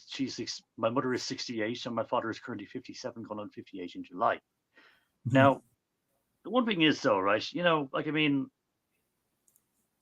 You're muted, LA? Because I just tried to unmute you. I don't know if you did it on purpose, but Yeah, no, I just that I feel old, but because I'm 53, so you know I could be your mother. But anyways, go ahead. I'm listening. 53 is not that old. I said it now, LA. You still have a long way to go, believe me. Anyway, but you know, I've always looked at, you know, like, life itself is always very important. I mean, I live my life accordingly, and you know, like I'll tell you, you know, like, I mean, sure enough, yes, there are good people out there. There are bad people out there. You know what I mean? There's always going to be good and evil, no matter what. You know what I mean? I mean, you think that, you know, for example, you know what I mean? You know, that the world is just never going to stop repeating itself. Well, quite frankly, yes, that is true. To a certain point, it is. It will. But you know, there are, you know, like, some very good people. There are some good-hearted people out there, like, you know what I mean, who do honestly, who would tell you nothing more but the stone cold truth. You know what I mean? And you know, like, I mean, you know, someone once said to me, right, many, many years ago, they said, yeah, well, you know, actually, there's a bit of an old, legendary Scottish comedian who sadly is actually no longer a comedian anymore. Bless him. But Billy Connolly, all the way from Glasgow, new, right? Anyway, he once said many, many years ago, about probably a little bit over 30 years ago, he said, right? He said, you know, everyone's born to do a thing. If you take Jemmy, you find it, you know? And I mean, when you think about it like that, like, you know what I mean? It's just, like, I mean, that's like why, because, you know, like, I mean, like, we all live our lives completely separately or differently or individually. You know what I mean? Like, you know what I mean? Like, I travel, like, you know, like, you know, I mean, I'm getting out and about, like, you know what I mean? I'm enjoying life. I'm living life to the very best of my abilities, you know? And yeah, that's just how I see it. Like, I mean, but I don't follow in anyone else's footsteps. You see, because I tread and I make my own as I go along. You know what I mean? So, and you know, like, I mean, if you ask me, it has nothing to do with divide and conquer in this day, especially in this generation. You know, where we are now. Like, you know what I mean? It's all about the dividing rule.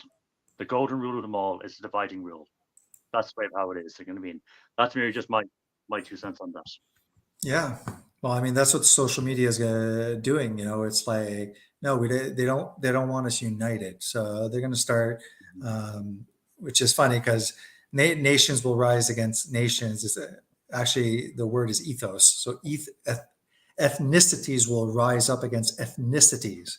So now you see all of a sudden Palestinian hatred towards Israel being shown. For some reason, there's this reverse racism where, well, you white people were racist, so now it's only fair that the black people are racist to us because somehow that's going to make things okay. Like, that's being like literally taught in the United States, critical race theory and stuff like that. It's ludicrous, and stuff. Reparations. It's like you said, divide and conquer. You're for Biden. It's like you're dehumanized. Oh, you believe in MAGA? You believe in Trump? It's the same thing. It's just this divide. Oh, the V's and the non-V'd.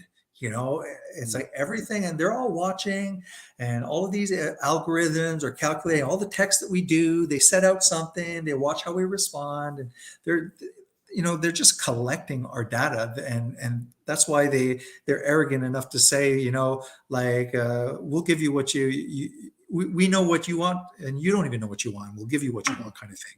And this, True, yeah. So it's like let's put them into cities, let's put them into cubicles, let them have a life through screens, let's feed them exactly what they want, and we become the commodity, we become the cows, and so that's like, this is exactly what I think. Yep. Right. This is part of the beast system, and people see that is coming, but I know in the end it's not going to work.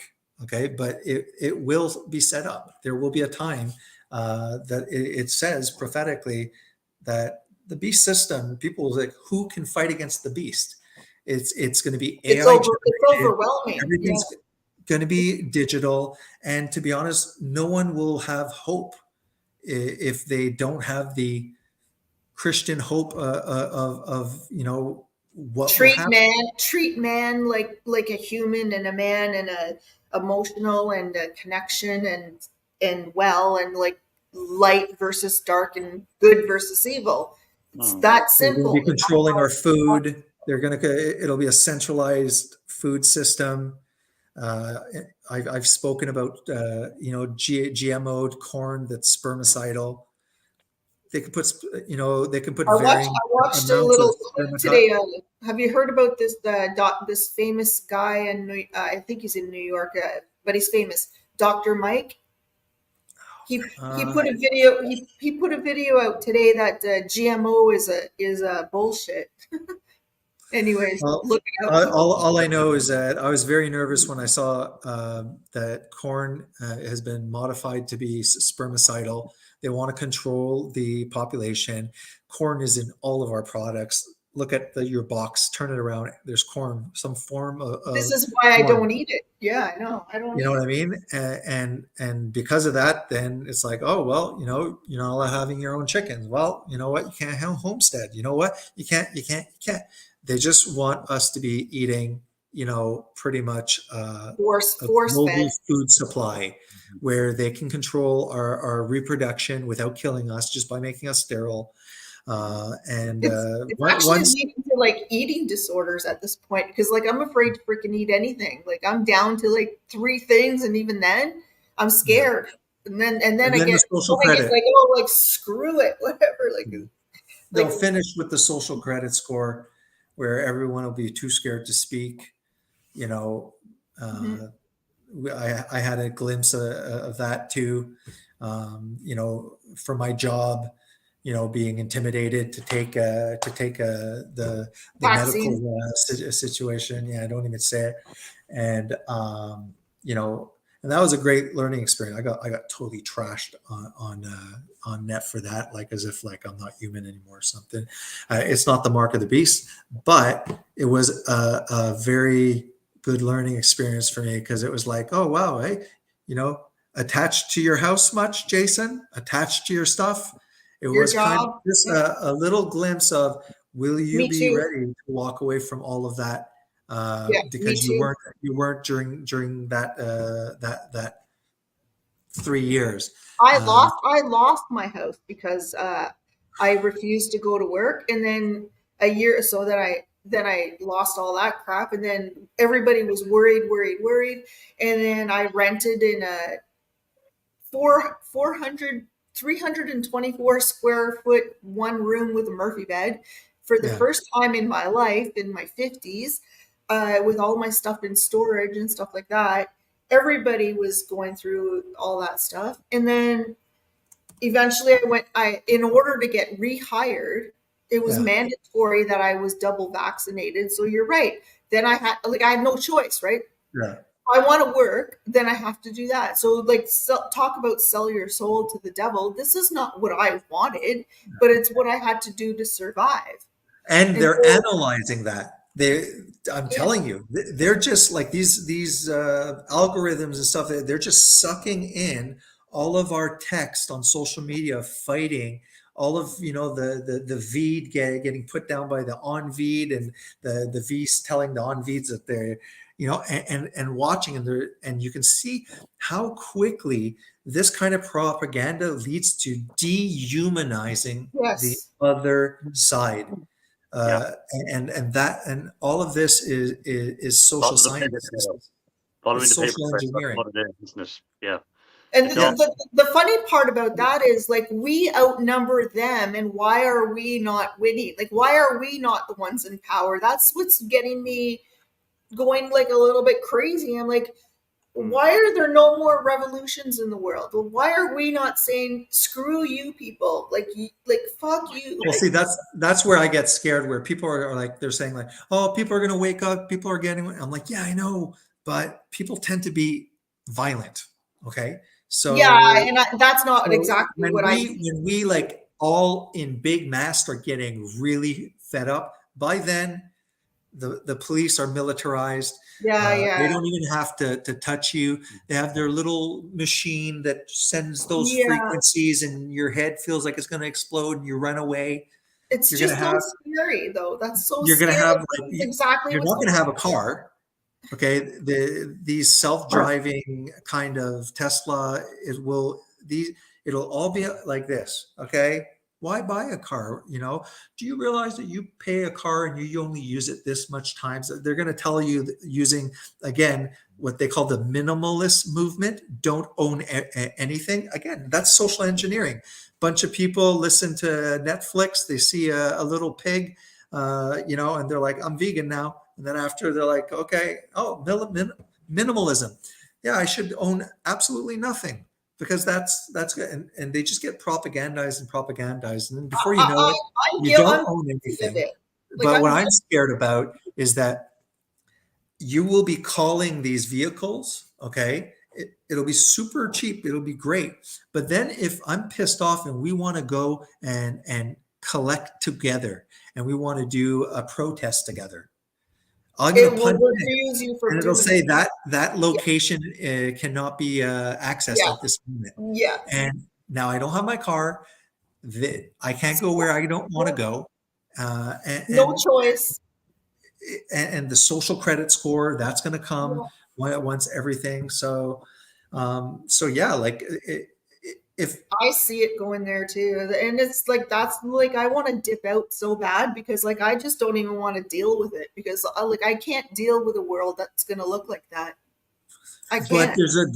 there's a good ending to it, though. That's where I'm saying that my worldview has all of this, but there's a good ending. The ending is good, and that gives hope, that gives strength, and it doesn't mean that it's going to suck while we all go through it, But I do have the hope that there is a new heaven and a new earth, and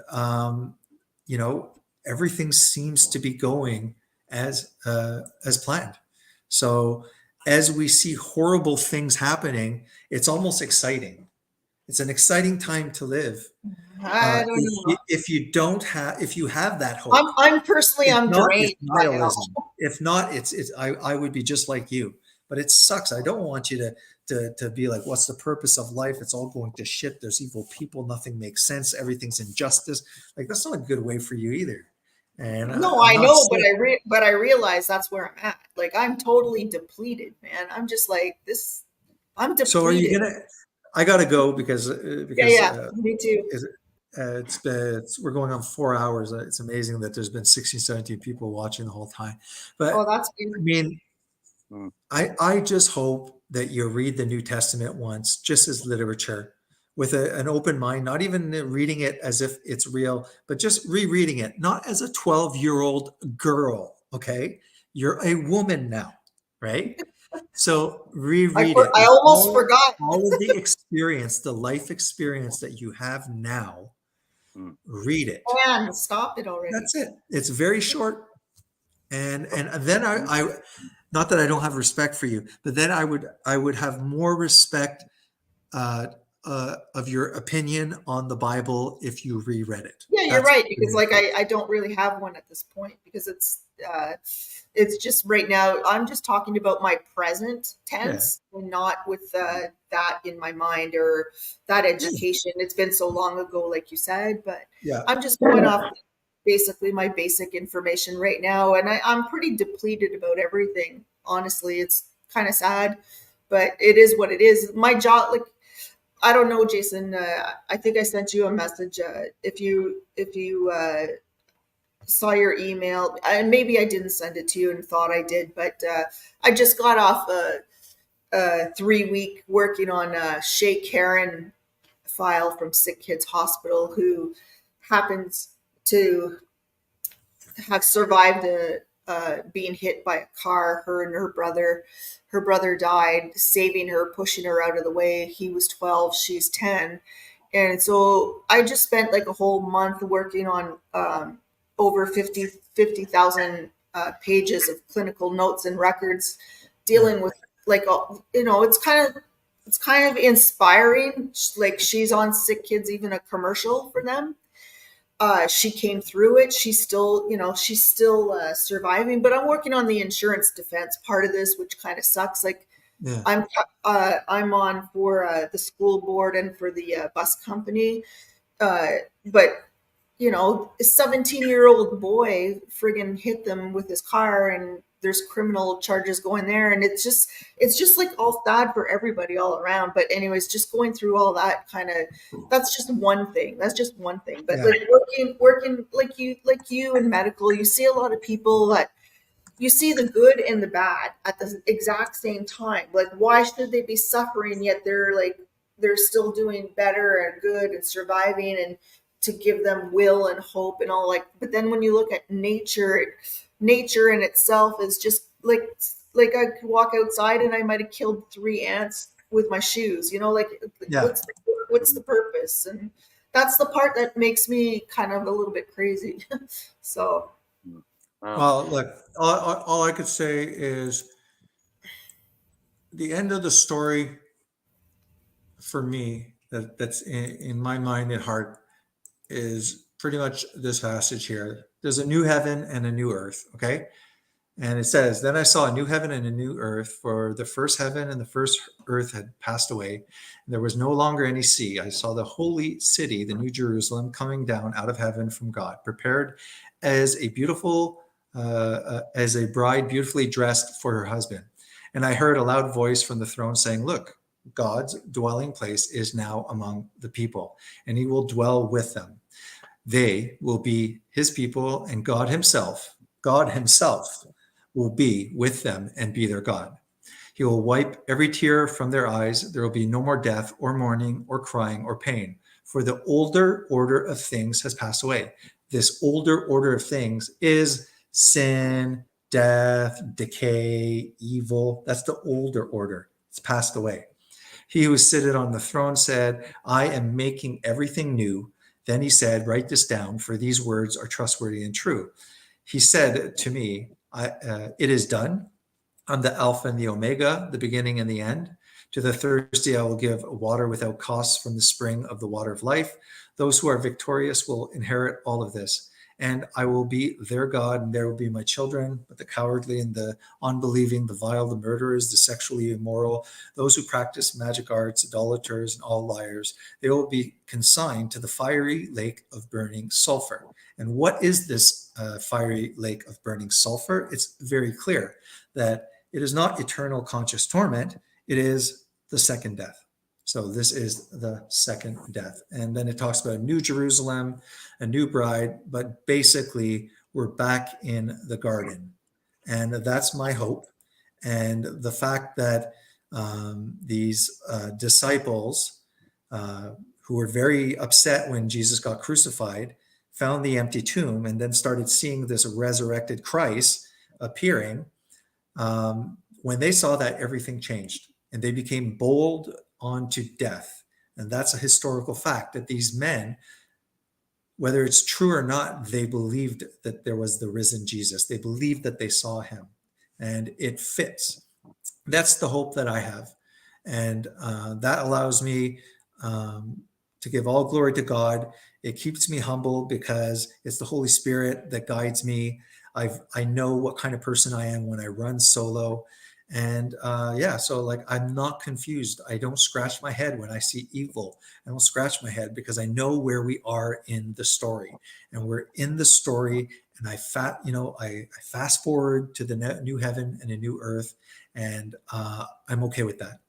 I know that those that got away with bloody murder, doing the most heinous things, will get punished, and they'll cease to be, and they'll be like dust under our feet, and the righteous will inherit eternity, and it's a free gift. You don't even have to do much. So I'm gonna leave with that, or else we're never gonna get done. Thanks, Luke, for coming. Ale, thanks a lot as usual. Great conversation as always. No bother at all, Nick. No bother Let's at do all. it again soon. In fact, actually, just before you finish, right, can I just say one other thing? Sure. You know, I overheard you actually earlier on. You were telling me that you were saying that you were mentioning about the Book of Enoch. Yeah. I'll be honest, the Book of Enoch is a very, very interesting book. It really, really is. It's a very interesting one. But I'll tell you one other. I'll tell you one other one though. One other book that is actually also very equally. It's just as interesting as that. Is the Book of Thomas. Yeah, I've read that in the Nagamati library. I have them all there. Yep. I like the book. I like it. I find it's Eastern. It has like kind of a little bit of a more Eastern religious spin on it. But yeah, like I know those those ones. Yeah, I just thought it. I just thought I'd better mention that one, like just in case of I actually didn't actually hear about that or something, or she never knew that one before. Yeah, like everyone can get the Nag Hammadi library free just by writing that, and just write the book of Thomas and stuff like that. Yeah. I definitely dabble in non-biblical books as well.